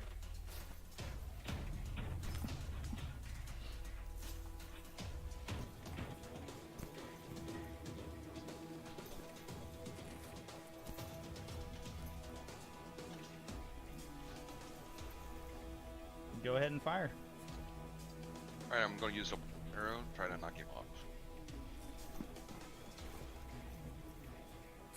Keep in mind, it is 80 feet away from you.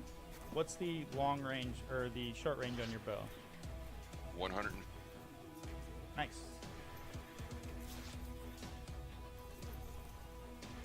Yeah, 156. Cool.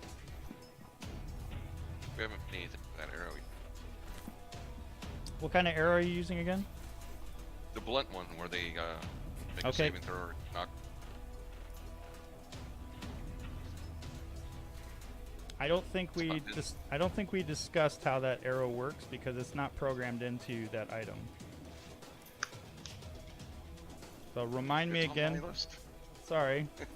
It's not It was it's, on my list that you gave me. sorry, it wasn't it's not written in the item description. I apologize. So can I fire it or not? You can fire it. I just don't know how it works. Because I had to make a DC saving throw versus their strength from DC of 12 or 13, said. I think it was 12. But I could be wrong.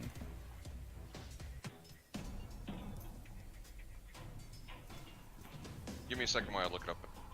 Okay. Carry on with the javelin. Also, can I throw a javelin at it? The long range on my javelin is 120 feet.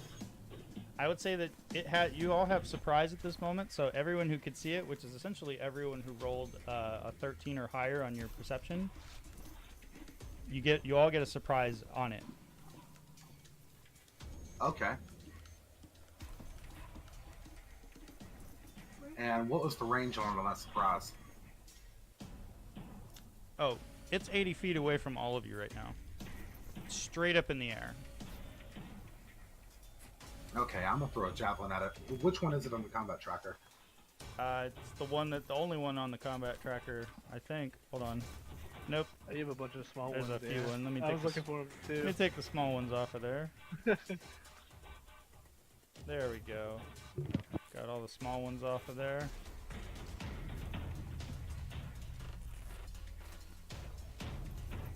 And how do I throw the long range version of my attack? Is that a disadvantage or It is at disadvantage. can I use my Vow of Enmity to cancel that out? How does Vow of Enmity work again? It just gives me advantage on attacking as a single enemy. Okay, no, I mean how is it worded in your character sheet? Is this something that you do as a bonus action? Never mind, it's got a 10-foot range on it. Okay. And yeah, it's a bonus action, but yeah, 10-foot range. Yeah, I thought Vow of Enemy affected you and people around you, if I'm not mistaken. Like it's essentially you give advantage, I think, if I'm not mistaken, to your friends. No, just me. I get advantage against one enemy for a full minute. Oh, okay. Well, in that case, go ahead and roll your attack with disadvantage. Okay, I still don't see him on the combat tracker though. Oh, sorry. There he is.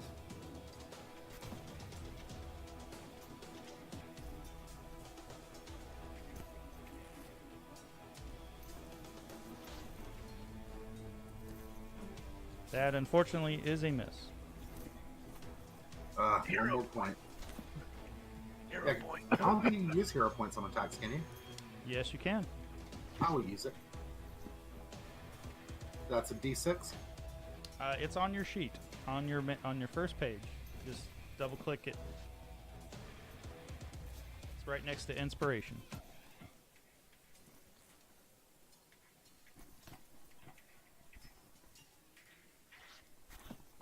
You'll see it on the top of your sheet. There you go. See, yeah, you just double click it. It should. Oh, that says how many I have. Okay, one second. There we go. Okay. You hit him. All right, and I'm gonna smite him. Oh. Oh, I don't have that programmed in. I'm gonna roll my damage and I'll throw the smite in secondly. Okay. I thought smite only worked on melee attacks. Does it? I could be wrong, but I thought it was only worked on melee attacks. Well, that's not how gods do it. Melee attack weapon, yep, it doesn't count. Okay. So yeah, I hit him for 8 damage. Actually, you hit him for 4. He apparently resisted your attack. Alright, so that was Samael's surprise round. Who is ready to go next on their surprise round? Who is acting? What are you doing? We'll go down the line. I'll go ahead and roll my attack. Okay, go ahead and roll your attack. See, 12.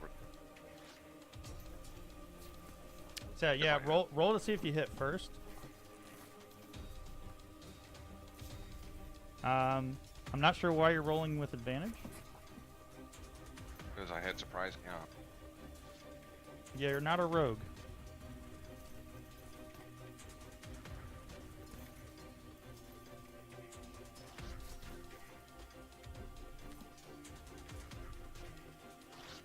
Okay, you hit him, and was it a DC strength save, I believe? Yeah, strength. 12. I was trying to find the sheet. Okay, he rolled a 15 on his strength save.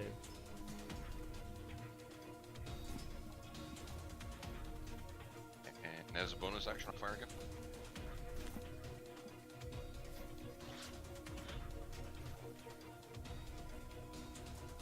That is also a hit. Are you rolling damage on this as well? I didn't see you roll damage. No, it just it's a knock. I don't. Ah, that's right. I forgot. I thought you. Damn. Non. Yeah, it's non-lethal. Alright, he'll make another strength save.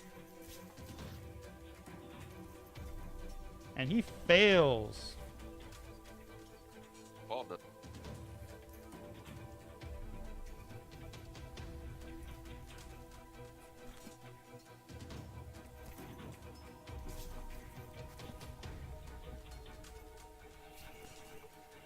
He plummets out of the sky and takes 28 bludgeoning damage.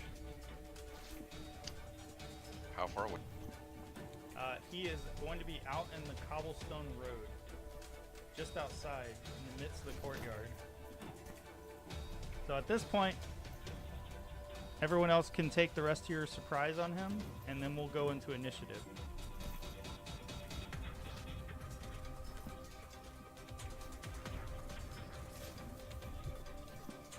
Well, Zito's gonna throw the empty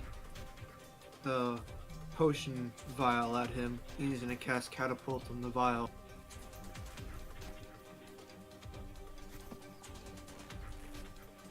Okay.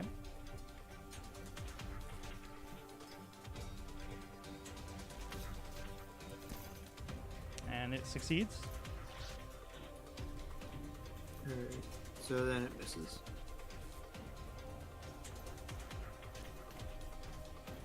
Alright. Who's next? Nicholas, what are you doing on your surprise round? Going to. Am I able to grab my crossbow? Were you holding a different weapon? I would say as part of your action, I you wasn't can hol- say. I could say I that wasn't holding anything. you're not holding anything, so part of your action, you Yeah. can draw your crossbow. Okay, I'm gonna draw my crossbow and fire. You do get advantage on that attack, but you hit anyway. I'm gonna roll one more time just to see if I was. You never know, you might roll a crit. Yeah. Nope. Oh, no, I'll take the 24. Okay. Okay.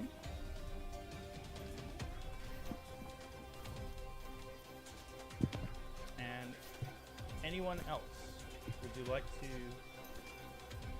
go? Samael has I'd gone. like to run up and hit him. Byron has gone. Nicholas has gone. Zito has gone. Brunhild, you want to run up to him and hit him? Yeah. Go for it.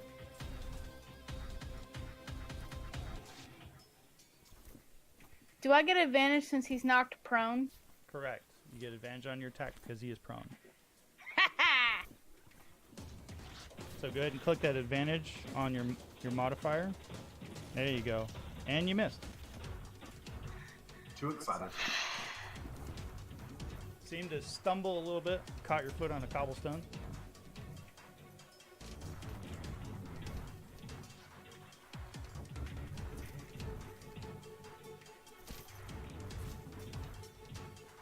Alright, I guess now we're starting our turns. No, I'm going to attack. Let's see.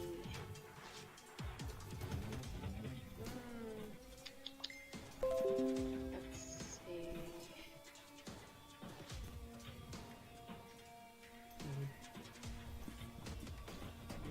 Can I grab out my crossbow and aim it at it? I'll drop my halberd and grab out my crossbow and shoot. Okay.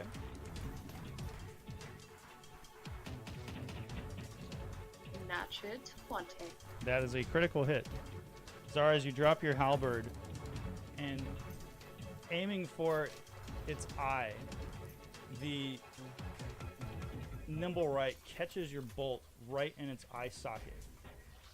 And this nimble right that menaced you and your husband before falls dead.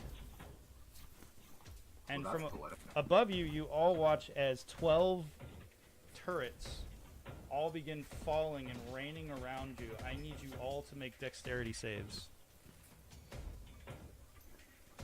Joke's on you, that's my best stat. I'm also gonna run up and spit on it. Not until after your dexterity save, you ain't. But after that.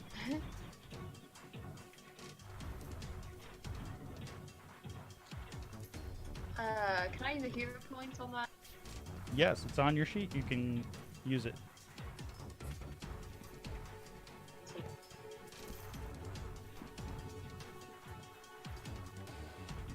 Okay. So the shrapnel from these turrets that are exploding in the air as they're hitting the ground and bouncing around you, just littering the ground all around you, and you all harmlessly, as none of you are injured by the debris.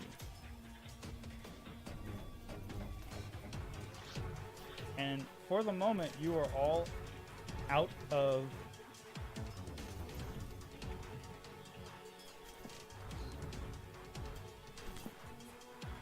going to first of all spit on the Nimblewright, and then I'm going to look through and see if I can find anything on it.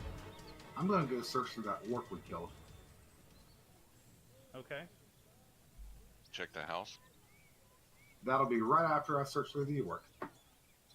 I'm gonna hold my hammer in front of me and ask, why can't it hit anything? And answer to your question, Mark, yes, that was my mistake. You should have had advantage on that. I apologize. But you hit anyway. Sorry.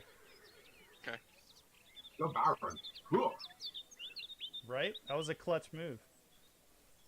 Dude. Man, I was smiling when you said it too. I was like, oh, I got those blunt arrows you gave me. Now what's the rules? I was like, I can't remember. Because you gave me a sheet, because we worked it out to be a 12 or 13. I can't remember, so it was probably the 12. I'm just like, well, it's a shitty chance, that's like but the one goddamn, it's a chance. That's like the one thing that I didn't put on the sheet. Dude, I can't believe this. All right, so Samael, you find a sack of jewels, and of course his weapon that he's what. You're all still hearing the sounds of commotion coming from within the room. And Samael, you and Byron, you watch as one of the smaller Nimblewrights is now stumbling out the door. It looks at the two of you and then falls over dead. And there's small like reactions of like explosions as bits of its carapace are popping off.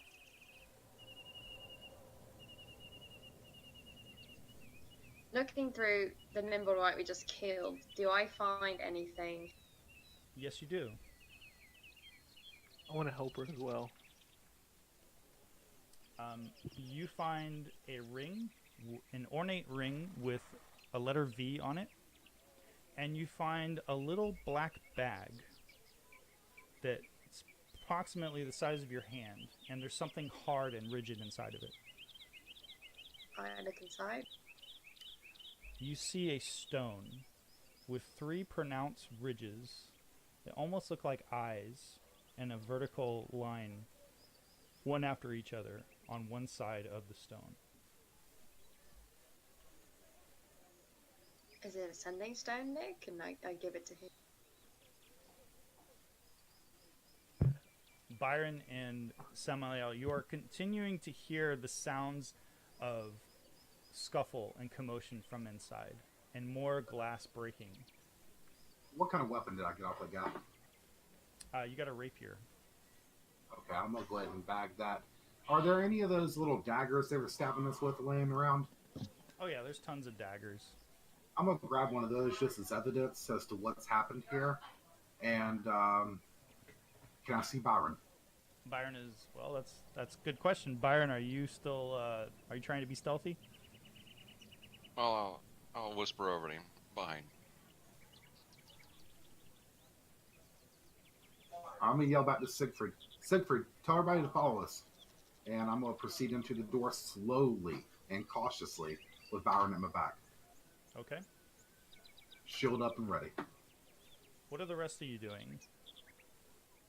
Siegfried is yelling to the 4 of you. He said, hey, they're going inside the compound. I'm gonna cast message and tell MIL and tell him wait for us before you go in. I'm going to message back. That's fine. We want to make sure nobody's in danger. Catch up to us as soon as you can. We will not progress far without you. Have Siegfried wait at the door and keep guard for the watch in case they show up. As we head inside, I'm gonna look at Brunhild and go, hey, drink this. It's a good beer. Okay. And I cast Healing Elixir. I'm gonna heal it. He poisoned it. Let's go. Well, if that's what he meant to do, he did it incorrectly. Okay, so you're all heading inside? Yeah. Yes. Siegfried, if you could stay watch. Siegfried tips his hat to you and says, of course. And what about Zito? Are you going with them? Yes, he is going to go inside with them.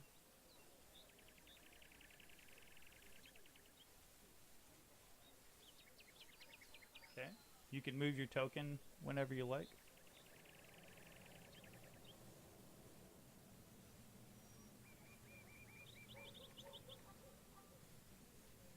And Jeremy, Yes, sir. when Dara gave me the ring and the stone, I'm gonna put it in the bag of holding and identify it later. Okay. Well, I want to make sure I put it in the bag of holding, so if it is a sending stone or anything, I'm not falling for that again. Falling for what? Whatever could you be talking about?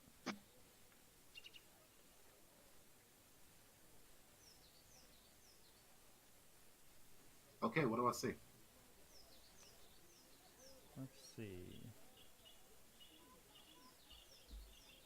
You see a pile of dead bodies. The room is absolutely strewn with bodies. You see 4 bodies of individuals wearing black leather armor. You see that you see 2 iron chandeliers within, which were hanging from the dark mahogany ceiling, above a long dining table, and one of them has dropped and shattered, and bits of it are everywhere. What do the wounds on the bodies look like? They all look like stab wounds. Some wounds look like they were bludgeoning, like a few of what you can only assume the individuals who are not wearing black leather armor are wearing like a standard dark gray uniform of some sort. This isn't good. All right, guys, let's get in here and start searching through these bodies, see if we can find any information.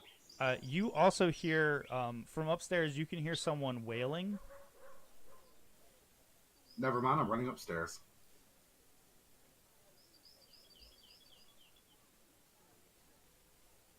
Are you all going upstairs? No, I would like to stay and search the bodies downstairs to see if we can get any information or items. Okay. I will say that for all intents and purposes, you don't see really anything that looks interesting or valuable, per se. Well, that's boring. Yeah, sorry. So who's going Anything that... Who's going upstairs? I'm gonna follow Samael. So Samael's going upstairs? Yes. Okay.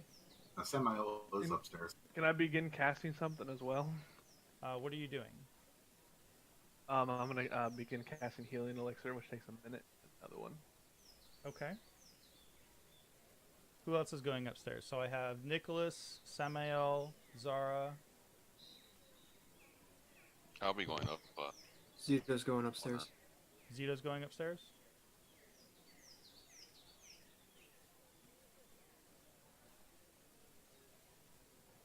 Byron's up.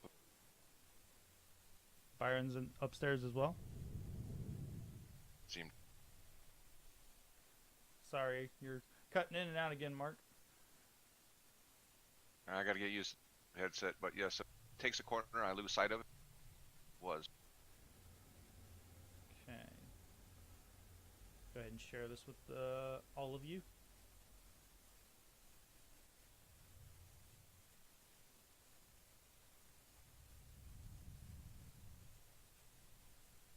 And as you head upstairs,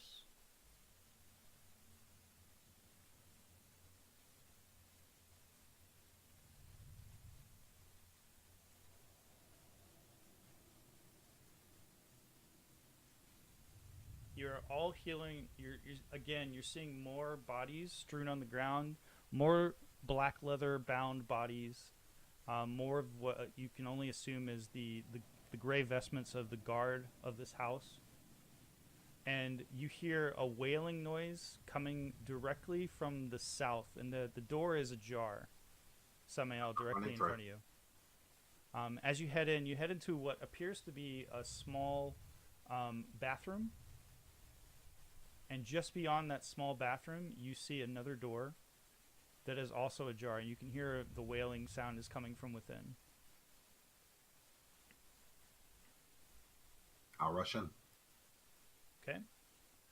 As you head into the chamber, you see a woman wearing a fine dress, absolutely disheveled, and she is bent over a man who is wearing fine clothing, and she is weeping openly. And as you rush in, she holds a rapier up to you and points it in your direction.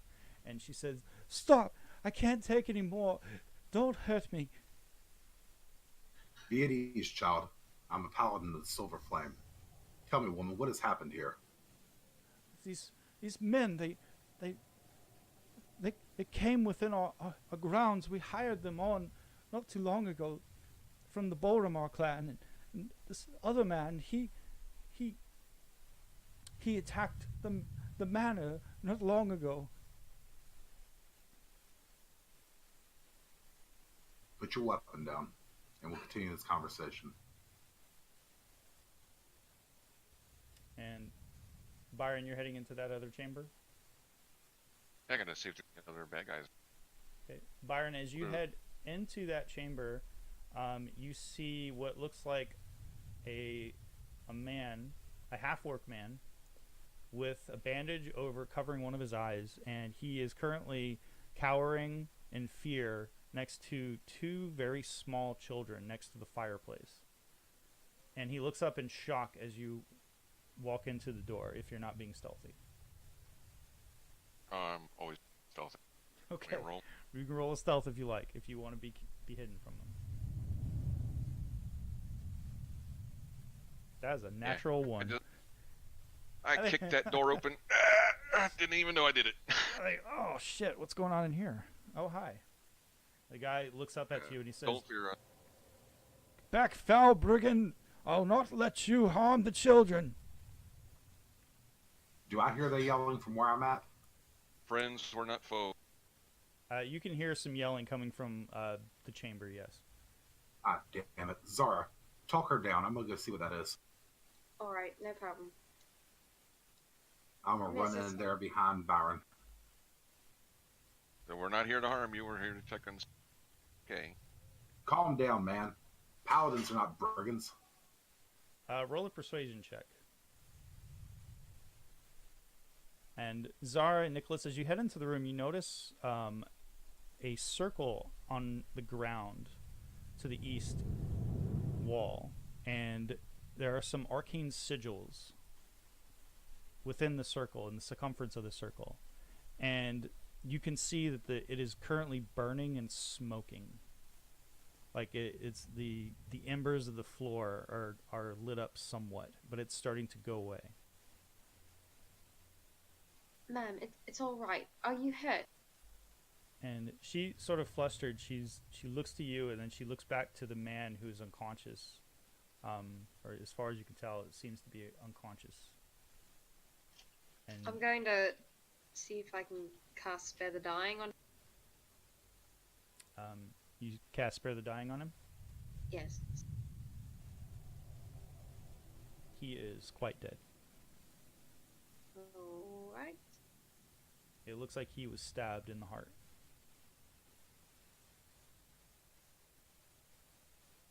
I'm sorry, ma'am. If you don't mind, we're trying to help. What is this thing, this circular thing, right there? And she looks up at you and she says, I don't know. It wasn't there before. I don't understand. I'm very confused. Please, my husband, he's been murdered. Can you please call the watch? Yes, The watch are certainly. already on their way. How long has he been dead? I don't know. I just found him. Byron, you find as you pass through the door, you notice that it opens up into a very large ballroom, and it is filled with gilded mirrors, tapestries. You see a stag's head mounted over the fireplace, and the marble floor is veined and is polished, almost like a mirror-like sheen. This room, it seems like this room is barely used, but it's very clean. There doesn't appear to be anything. Still the silverware. Yeah, still the silverware. Look, Says the paladin. I'm sorry, what did you say, Ryan, before? I didn't say anything after how long he's been dead. Okay. But Zito's gonna cast Identify on this arcane circle. Okay.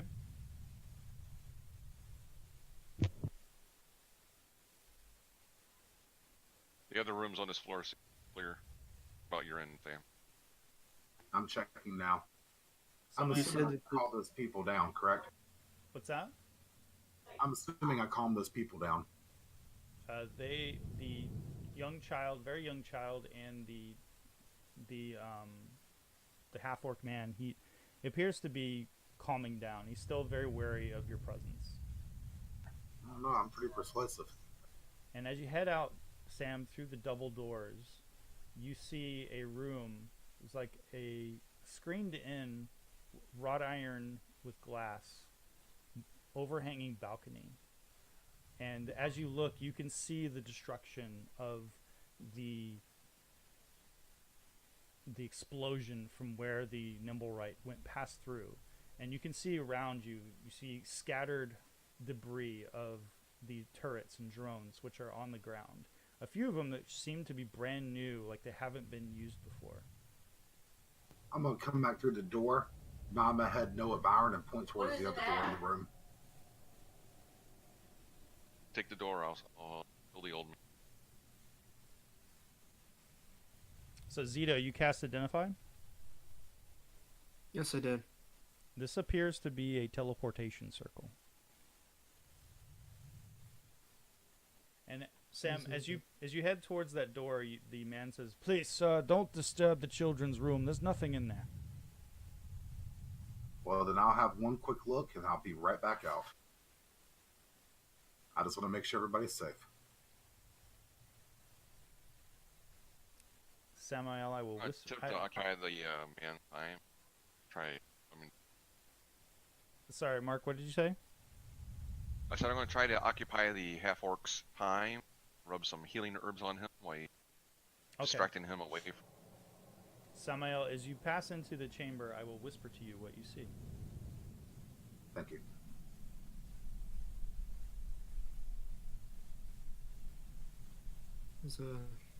This is a teleportation circle. And you said this just appeared here? The woman sort of looks to you and she says, "Yes, it wasn't there before. I don't know where this came from. We barely use this room. This is a guest room." So who was staying here before? No one was staying here. No one was using this room. My husband was chased into this room.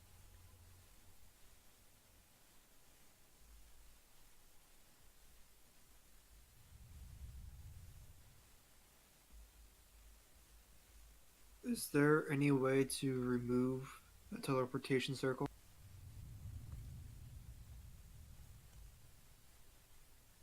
I'm going to also, I want to insight check the woman. Okay.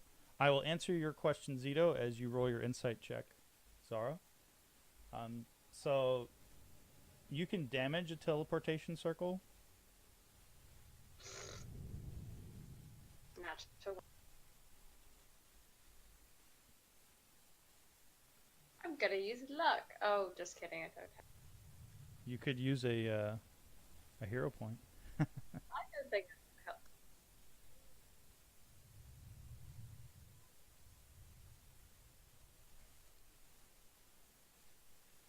So that you can only damage it? Again, I don't. Let me read the spell because I'm not too familiar with how that works exactly.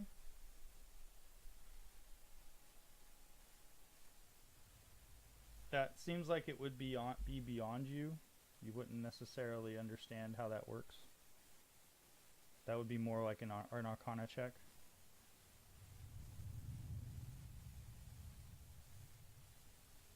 Zara's going to use her ring to talk. Maybe to Samael. Samael, have you found an?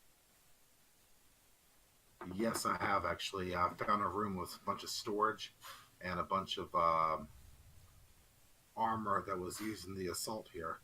Byron, don't let that man leave. So you're pretty sure, Zito, that this is a permanent teleportation circle, and that teleportation circles are cast permanently in the same location every day for 1 year.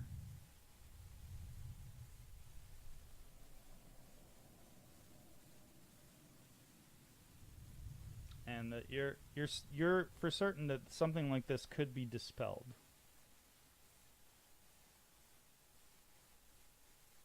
Byron, you got your bow on that guy? Yeah. The half orc, can I like him and children? Yeah, he is not. He's just standing there in the open. He's not brandishing any weapons at the moment. Good, because I am. Where is he? He's still there. He's still there in front of you in the room in front of the fireplace with the two children. And as you get closer to him, he sort of stiffens up. I'm gonna make an intimidation check. Go for it. Pull out the keeper's blade. I'm gonna put it right in front of his face, and I'm gonna say, "Now you've lied to me, and I don't appreciate it, and I want to know why and what's going on here. Because what I'm gonna do next, you do not want these children to see if you continue to do so." And he puts his hands up in a very apologetic gesture, and he says, "Please, there's been too much death as it is. If you want to know what's going on, you'll have to speak to Lady Gralhund. She can fill you in." Can't she? Zara, what's that lady's name that's over there with you? What is your name, Miss?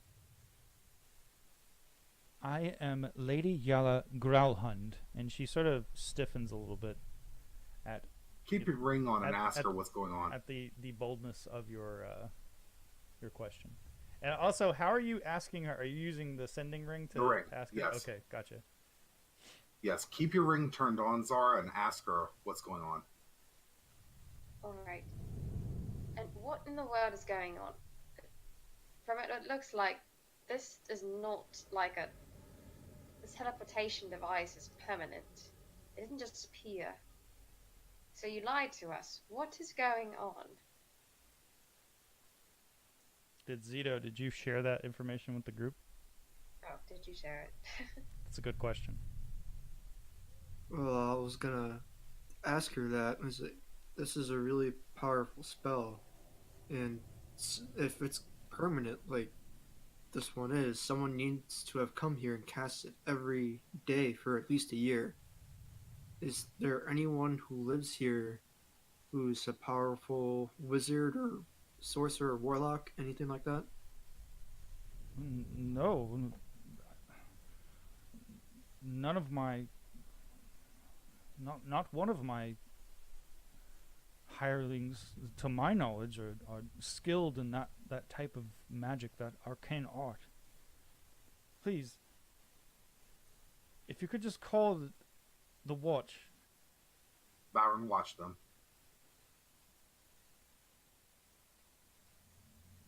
And she says, "I don't understand who you people are, what you're doing here in the first place." We followed two constables into your gates because we heard fighting, and there are now two constables dead at your gates. And she sort of breathes heavily, and she says, "We've been held hostage for more than 10 days by agents of the Zesh Guild."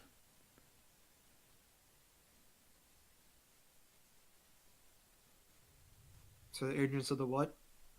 Zesh Guild. My husband, he led a revolt with our guards against them, and of course lost his life because of it. But the leader of these thugs, he got away. I can only assume. I don't know where he went, but he's the one that killed my husband. Ask her what his name is. I don't know his whole name. I just know his first name. He called himself Erstel. And he had a dragon mark on his arm.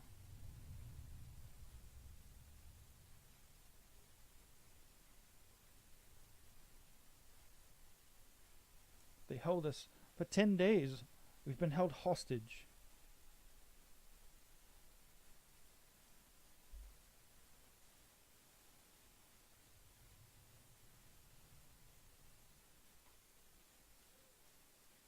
So, for 10 days, you've been held hostage here, and do you know why that this group has interest in your household? No, I only assumed that they were trying to hold us for ransom. And on that note, you all are now hearing sounds echoing, shouting from downstairs and out in the yard proper. Byron, you can hear through the double doors onto the balcony out overhead. You can hear, and Siegfried with his signet ring says, "The Watcher here. There's a lot of them. They're telling me to go. They're telling me to come inside with you all, and they're telling me that you all need to get down here right now." We all hear that? It comes out over your whoever he communicated to. We'll say I'll roll a d5 or d6 -1.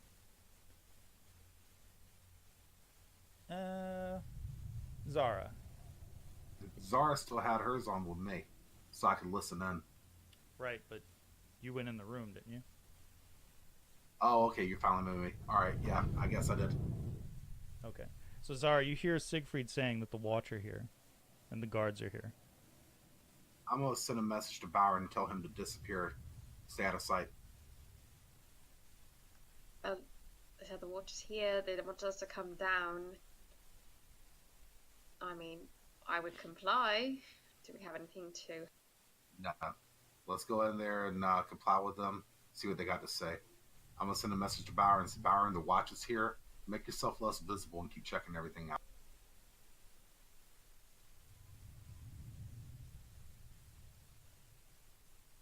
Who's We're going going to to escort this half-orc Okay. children? Yeah, I'm going to escort this lady down as well. She looks at you and she shrieks shrilly, "Don't touch me!" And she waves her hand at you. She doesn't brandish a weapon, but she looks at you and she hugs her husband's body close to her. It's alright, Samantha. If you could get the man, I'll help him. Now I've had enough of insolence for one day. Fine, sit up here and wait for the watch to find you like some vagrant. Downstairs wedding. You are a rude man. And you are a loud-mouthed woman. All right, so I'm returning and leave. all of you are going downstairs except for Byron? I'm going to go down with the children. Oh, okay. No orc guy. So you all head downstairs, correct? Yes, I'm going to see if I can help the woman go. I'm sorry for my friend. He's a bit... And If I see Byron with the children, I'm just going to nod at him like I understand. Please come with us. I promise we will come help your husband, but she let's says, make sure you get help. "I will head downstairs in my own time. Leave me."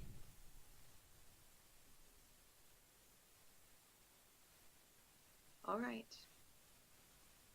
And I'm gonna head. Okay. Well, actually, know what? I'm gonna stay right there. Just kidding. You're going to stay I'm right gonna there? stay right there. Okay. Yes, I'm saying. Well, then I will stay with you. And I'm gonna say, message Samael. Hey, Samael, I'm going to stay with Lady. What was your name? Gralhund. Gralhund, while she mourns her husband. Good, I don't trust her. Keep an eye on her. So, as you all head downstairs, you see a very large contingent of guards, which are posted outside, and several constables, which are now brandishing their truncheons. They're all now turning over the dead bodies.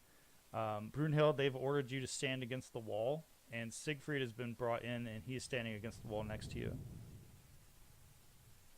And one of the men says, "What is the meaning of this? What are you all doing here? Is this your doing?"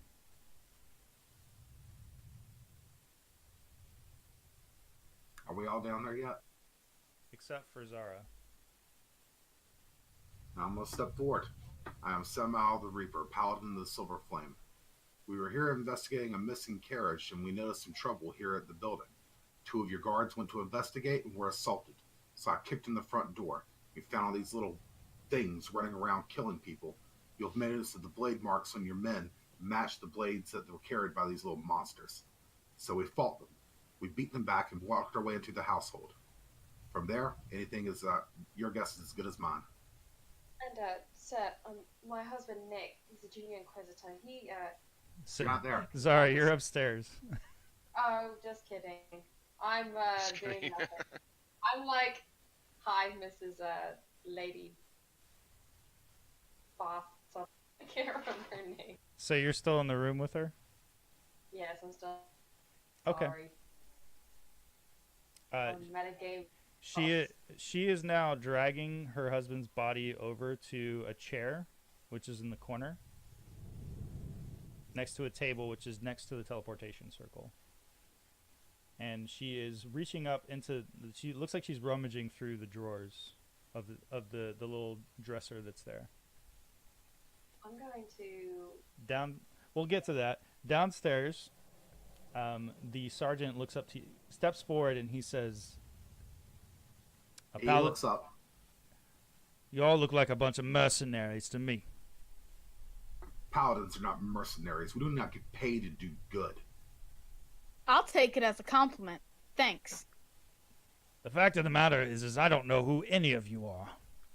All I know is that there have been several killings, and I see a group of mercenaries within the house, on the grounds. Blood You're on not your mercenaries. blood on your weapons, blood on your armor, your garments. And you tell me that you just came here to investigate. I see a lot of dead bodies in this room. Well, so far, everything I've told you is truthful. The carriage is outside. Your 2 men are out front where I drugged them after they were assaulted in here. Why don't you take a look around, see what you can come up with? I mean, I've already told you everything I can. Oh, don't you worry. We'll get to the bottom of this. But Well, I good. think every single one of you should sit tight and prepare yourselves for a rest. Why don't you all stand up against that wall over there? I thought you Excuse said me. sit. I'm going to sit down. Excuse me. Hi, sir. I'm Nicholas Highhill, Junior Inquisitor. Barnabas sent me and my team to investigate. He can confirm the story. He's an Inquisitor as well, as you probably know. Here comes the badge, Sam. I pull out the badge. Junior Inquisitor on duty. He looks at your badge, looks at you, and smirks and grabs you by your throat and throws you across the room. And says, "That is expired. You know it's a crime. You know it's a crime to impersonate an Inquisitor." And Nicholas, looking down at your badge, you clearly see that once again your status has been marked out with a strange red arcane symbol.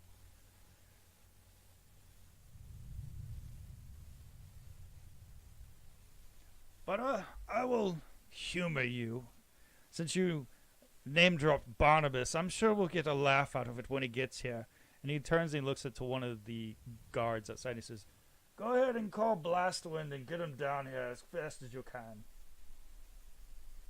And he turns, he looks back at you and just sort of continues smirking at you as you're laying on the ground. Zara, upstairs, you are watching Lady Gralhund as she is going through the drawer, and you can hear her saying softly, "Where is it? Where is it?" Ma'am, what are you looking for? "Back away!" And she turns around and draws her sword and points it at you.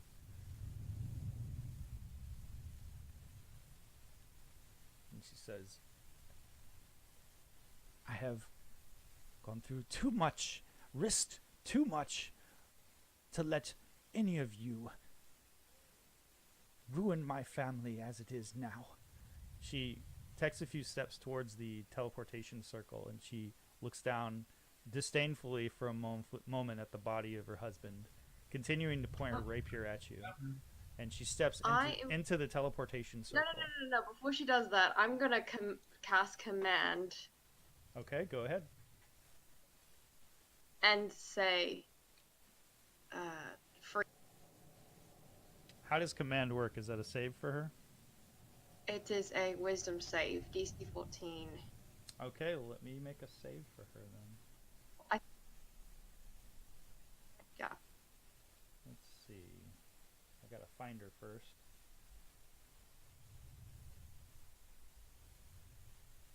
There she is. Yeah, it Heal doesn't. to Siegfried? Yeah, it doesn't. I don't know what that.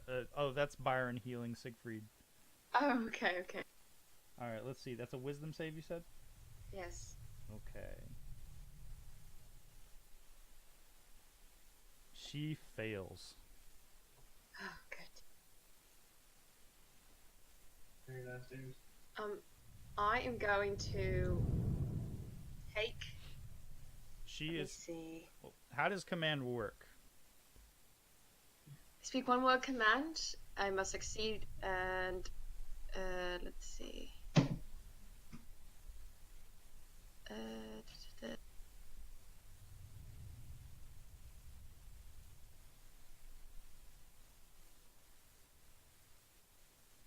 Okay.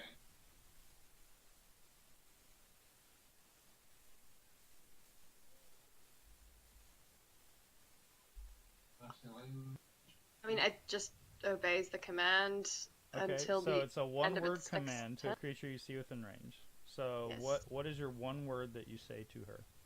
I say freeze. You say freeze. Okay, she is frozen in place, about to step into the teleportation circle, and she's still holding Punch the her upside rapier. the head. She's holding the rapier out at you, and with her other hand, she's clutching a ring in her hand. I'm going to take both of those away from her, Okay. pull out my rope, bind her, and force her down. 6 seconds. Yeah, it lasts for 6 seconds. So within the span of 6 seconds, you're able to pluck the ring out of her hand, the rapier out of her other hand, and that's it. In 6 seconds, you don't have enough time to tie her up. So what are you gonna do? All right, I'm gonna kick her to the floor on the opposite direction. Okay. Go ahead and make a strength check. We'll say it's like an attack. All right. That is a. That hits. Eight. You hit her. Knock the wind out of her, and she falls onto the ground next to the teleportation circle. As you look at the rapier, it's a standard-looking rapier. And as you gaze at the ring, you notice that it looks exactly like the ring that you plucked off of the Nimblewright. It has a symbol of a V on it. I'm gonna stick it in my pocket. I'm gonna sit on her, and I'm gonna tie her up and kick the rapier away. Okay. And I said, "Get up, woman." Make a strength athletics check All right. with advantage. Right. Because she's winded and she's starting to come to. She's trying to get up. So far, Zara's done everything I want her to do except for hang her from the balcony. I know that's coming next. Let's see. And I'm going to. Let's see how good she is. Nope. You razzle her and you hog tie her. And I'm going to grab her by the hair and. This is bounce her head on the floor a unladylike. couple times. Oh God. Oh. Okay. We'll say she took a little bit of damage from that. Her head is bleeding now. And I'm going to say, "Get up," and and force her down. Sorry. Oh, good Lord. This is going to be funny. Okay, so you drag her down the stairs. Oh, I'm gonna have her get up, and then I'm just going to hold up my halberd to her and push her. Okay. Or trip her when she goes down the stairs. And you get to the stairs. She looks down and she can see now the guards downstairs, the gathering, and she says, "Help, please, this woman has just assaulted me. I am Lady Gralhund.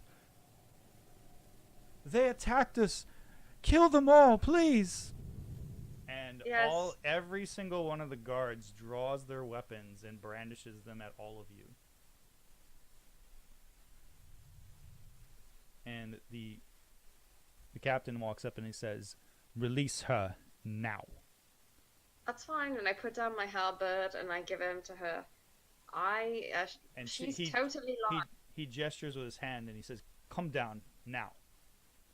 "Lady Gralhund, I am so very sorry." And he gestures to one of the constables. "Remove her bonds immediately." And then Lady Gralhund says, "She stole something from me too." "What did you steal?" "Out with it, woman." And he begins walking up towards you, and the other guards are now walking towards you and grabbing both of your arms. She had on an assassin's ring. And she was about to step into a teleport that's right upstairs and get away before we could question.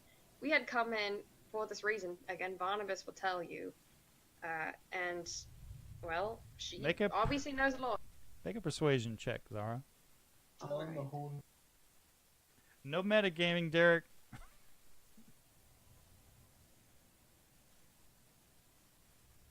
Persuasion, okay. That's a natural one. That's a natural one. Arrest her. He looks at you, and then he just grabs the side of your head and headbutts you. And he says, "Take all of them outside into the yard now. We'll wait for Blastwind to come, and we're going to check the entire house." "Miss Greyhound, I am so very sorry." "My husband, he's dead. His body is upstairs."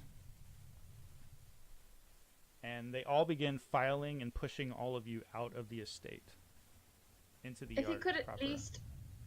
We don't mind. Quiet, Please. you! Restrain us all until Barnabas gets here, including her, please. Don't restrain me. And they take you all outside, pushing you all up against the side of the wall of the house. You can all still see the dead bodies of the constables that have been dragged away. You can see the shrapnel from the destroyed smaller constructs, the Nimblewrights. And you can now hear a sound of a crowd outside gathering.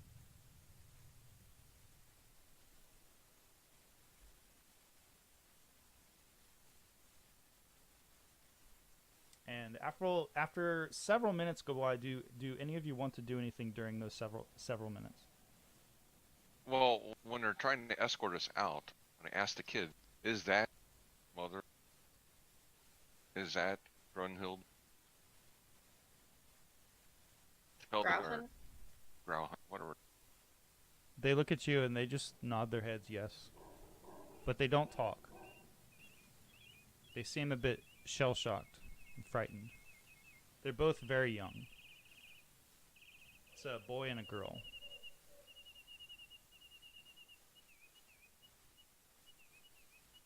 Alright, walk out with... And the children are pulled away from you now by the other guards. And one of the guards is now cleaning off their faces with a rag. And the half-orc walks up and he says, "I can do that." So, do any of you want to do anything else while you're waiting for Barnabas to arrive? I just want to watch Lady Gralhund. She is not outside with you. Are we in the courtyard? You are out in the courtyard, that's correct. Where the trees are? Correct. I'll take the opportunity. You want to try to get sneaky? Just hide. You can roll stealth if you like. I have opportunity. I would say in the commotion, you are currently being watched by many people, so roll it at disadvantage. They have not bound you, but all of them have asked you to place your weapons on the ground.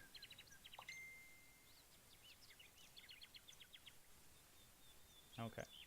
So, Byron, as you begin to walk away and feel like you can slip into a shadow somewhere, you feel a strong hand grip you on the shoulder and a man say, "Don't even try it." I'm sorry, what? Oh. I'm going to throw my warhammer on the ground, but I'm keeping my dagger on me. Okay. They find the dagger. They actually roughed all of you up and went for all of your belongings.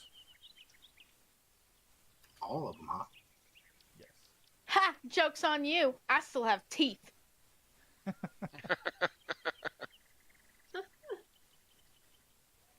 Alright, so you're all ushered outside, and after several minutes go by, you hear the sound of like the wind, and you can hear sort of like a booming, bong, bong noise that sort of echoes throughout the.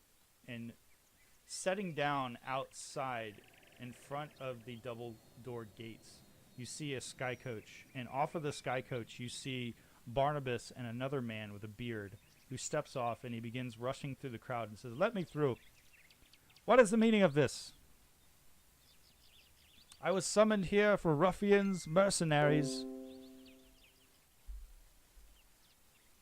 And he looks and he sees all of you and says, "My friends, what is going on here?" Ask your idiot guard if he can quit licking her shoes long enough to listen. The guard looks at you and he says, "Shut your mouth. Come over here and shut it." Men, watch him. Barnabas, thank God you're Watch here. how a real man does things. Go ahead, get an eyeful. If you don't stop speaking, I'll muzzle you." I wish you would. And the guards are now walking up to you, and one of them, he just sort of shakes his head no, like, "Come on, man. I just work here." I'll growl at him. Mutter something about cowardice.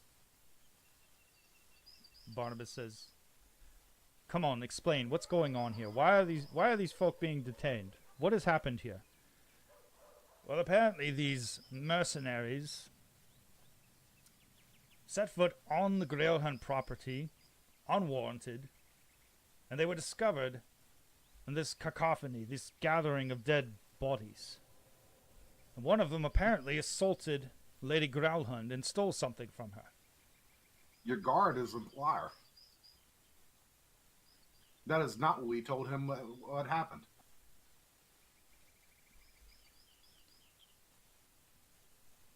And Barnabas says, he sort of strokes his chin, and he says, "This is very serious, and these are very serious allegations.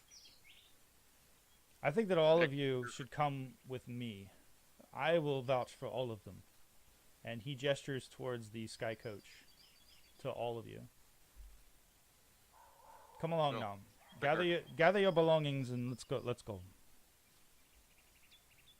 Have fun cleaning up, peasant." And the captain says, "Hold a moment. This one is coming with us." And he puts his hand on Zara's shoulder. "It's a very serious charge against you, ma'am." I don't think she will. I'm going to put my hand on her shoulder also. No, Samael, it's fine. It's fine. I I'll be like her. damned. I'll bite you. It is not fine. No, Samael. Barnabas comes up and he very gently puts his hand on the captain's hand. He says, "I vouch for her. Know your place, Captain." And the captain releases his grip and says, "I will question her later. I will get to the bottom of this." How about you let police actually do their job, like, an inquisitor actually do the Shut investigating? it! Seems like you have a problem with authority there, Captain. I am authority. No, you on the bottom of the authority. Real authority's taking us with him. Barnabas says, Enough with the arguing. There's a lot going on. I need to wrap my head around it. All of you, come on, let's get out of here now. Let the watch and the goodness. guard do their business. Let them attend to the estate. Let's go."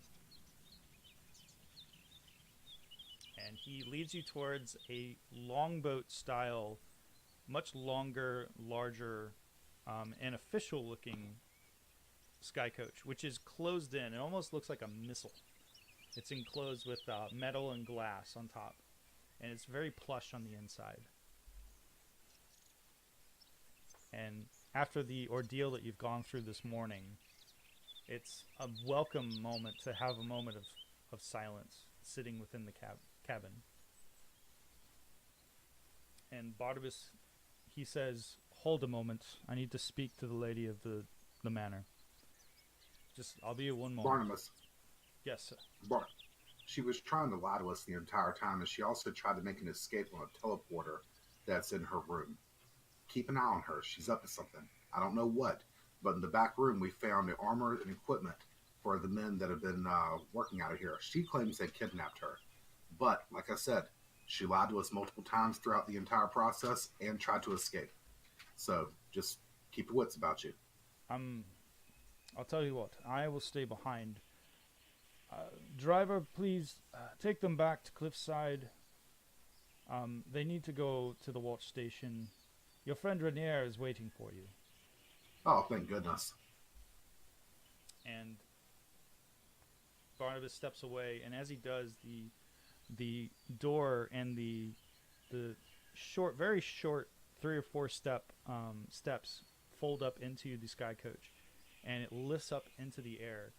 And after a few minutes, you're able to you're driven over the tops, the very tip tops, and you fly past the familiar sight of the sky, of the upper towers and the floating towers above that, in the midst of the middle of the city. And you can see now the gathering mists, which are seeming to emanate from the valleys below, between the sections of the wards of the city, and it's starting to emanate and fill the whole city, shrouding everything in mist. And you all make your way, after several minutes, back to the familiar sights of Cliffside. And the driver drops you off several streets over from Trollskull Alley, right outside of a Sharn watch post.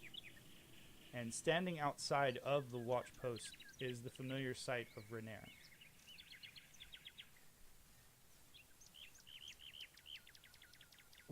Man, it helps to have friends in high places. Whew. Y'all look like you've been through hell. What is going on?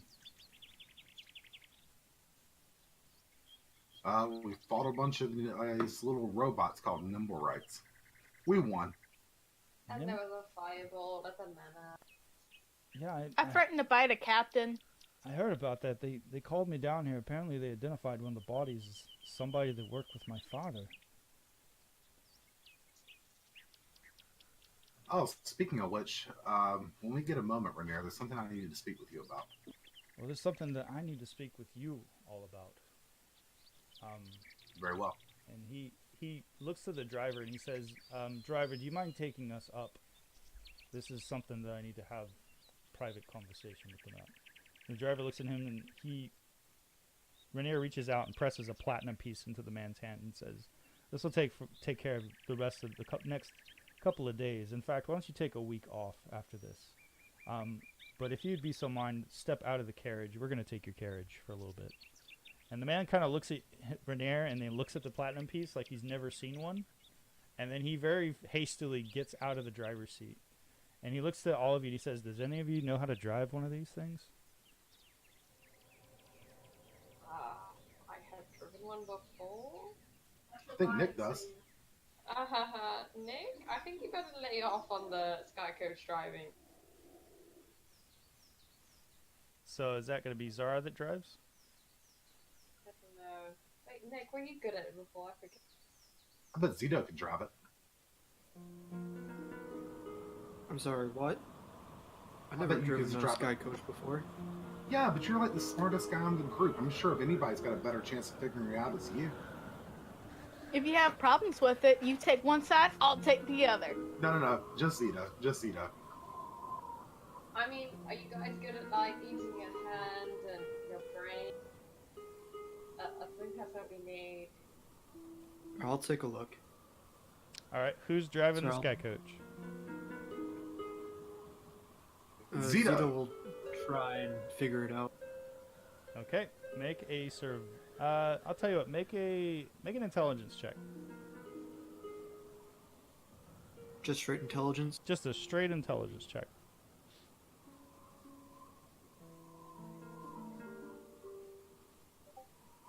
You found the instruction manual. All right, Mark. we'll see you later. Good night, all. Good night, Mark. All right. If you guys want to hang on for a moment, I know some of you are getting ready to go watch other shows, but this will just take a moment, and then we'll call it a night. Okay. Okay. So, Zito, you're able to figure out very quickly and deftly how to operate this machinery, and you lift the entire group of you are lifted up in the air, far, far above cliffside. And Radair says, this is good. We can stop here. And he says there should be a button there that'll put it in hover mode. Oh, you mean this button? Yeah, that one. And he turns and he looks at all of you and he says, the council, when they ousted my dad, I thought his long and dark shadow was gone for good. And the truth is, I don't want anything to do with him. But lately, his spies have been hounding me, and one of them was a gnome named Dalakar. He's been watching me for months, constantly messing with my affairs. And about a month ago, right around the time that you all disappeared, he suddenly was nowhere to be seen. Catherine, my father, didn't really trust that many people. But for some reason, he seemed to trust that gnome more than anyone. I spoke to a few of his friends, Dalakar's I mean, and apparently he was on a special mission to retrieve something called the Stone of Galore. And he was afraid that the Boromar clan and the Zesh Guild were close to catching him. And when he heard about my kidnapping, and he wanted more information about you all. Because he heard that you had all rescued me. I think he was planning to pay you to deliver the stone to my father and wrote. Oh. Did he have the stone on him? I don't know. I just know that was indeed his body. I identified it for the authorities. Where's that body now? It's in the watch station. They cast Gentle Repose, one of those types of spells that preserves bodies on his corpse to prevent it from decaying. I don't believe that they're going to resurrect any of them, but they might attempt to speak with them. Cast a Speak with Dead spell, I believe it's called. Renair, I hate to involve you in this, but could you get us in there? Yeah, that's why Barnabas said he was coming to get you all. He said he was going to come and sort something out, and then he was going to bring you back. All right. Well, guys, it looks like we have our next plan. And don't worry, Renair. We're going to try to get you out from under the shadow of your dad as best we can. You can try. I've been doing it. I've been trying for years, man. I mean, hey, that's just one person trying, though. You got a whole team now. We're bound to succeed. Well, hey, Rainier? Yes, sir. Is there anybody else causing you some trouble? I mean, not really. Honestly, other than what happened this morning, it's been quiet. No one's been bothering me. Nobody's been asking me any questions other than the typical spies that work for my father, trying to meddle in my affairs and find out what's going on in my life.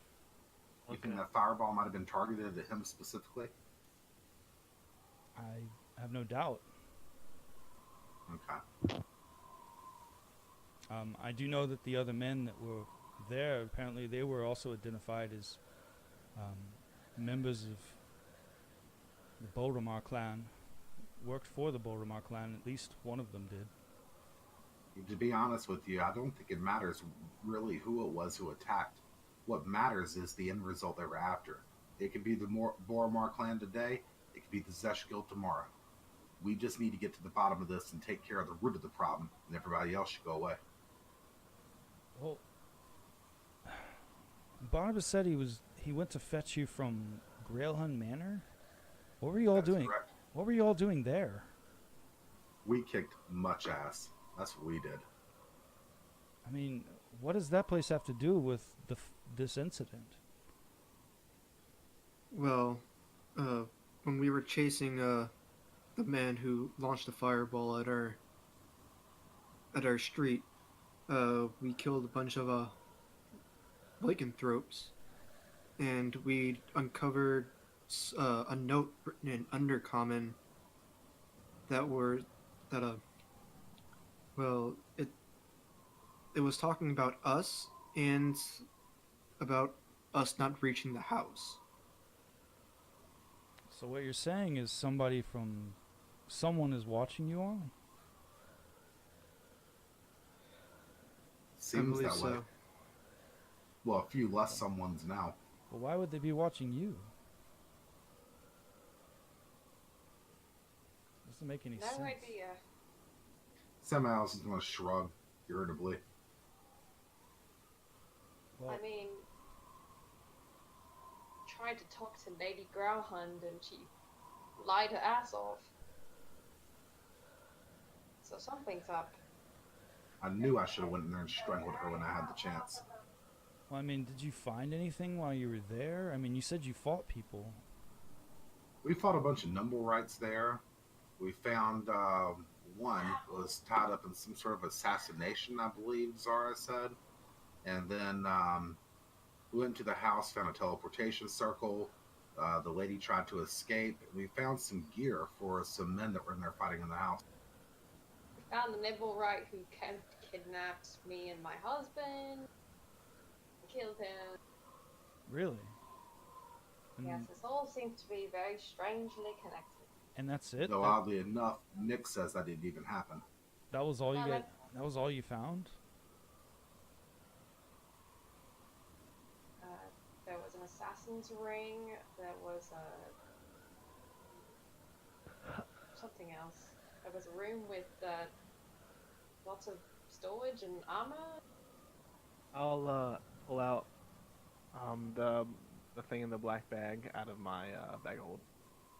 Okay. I also found this on the assassin. I haven't had a chance to identify or look at it. When you pull it out, Renair's pallor changes, and the color drains from his face. And he looks at you all, and he says, That's it. That is the Stone of Galore. And that's where we're going to end the session for tonight. Awesome. Oh, I guess it is. Oh, I had it in my bag. Ooh, Time to go see Zardoz. my favorite quote of tonight. No, I whoa. still have my teeth. Yeah.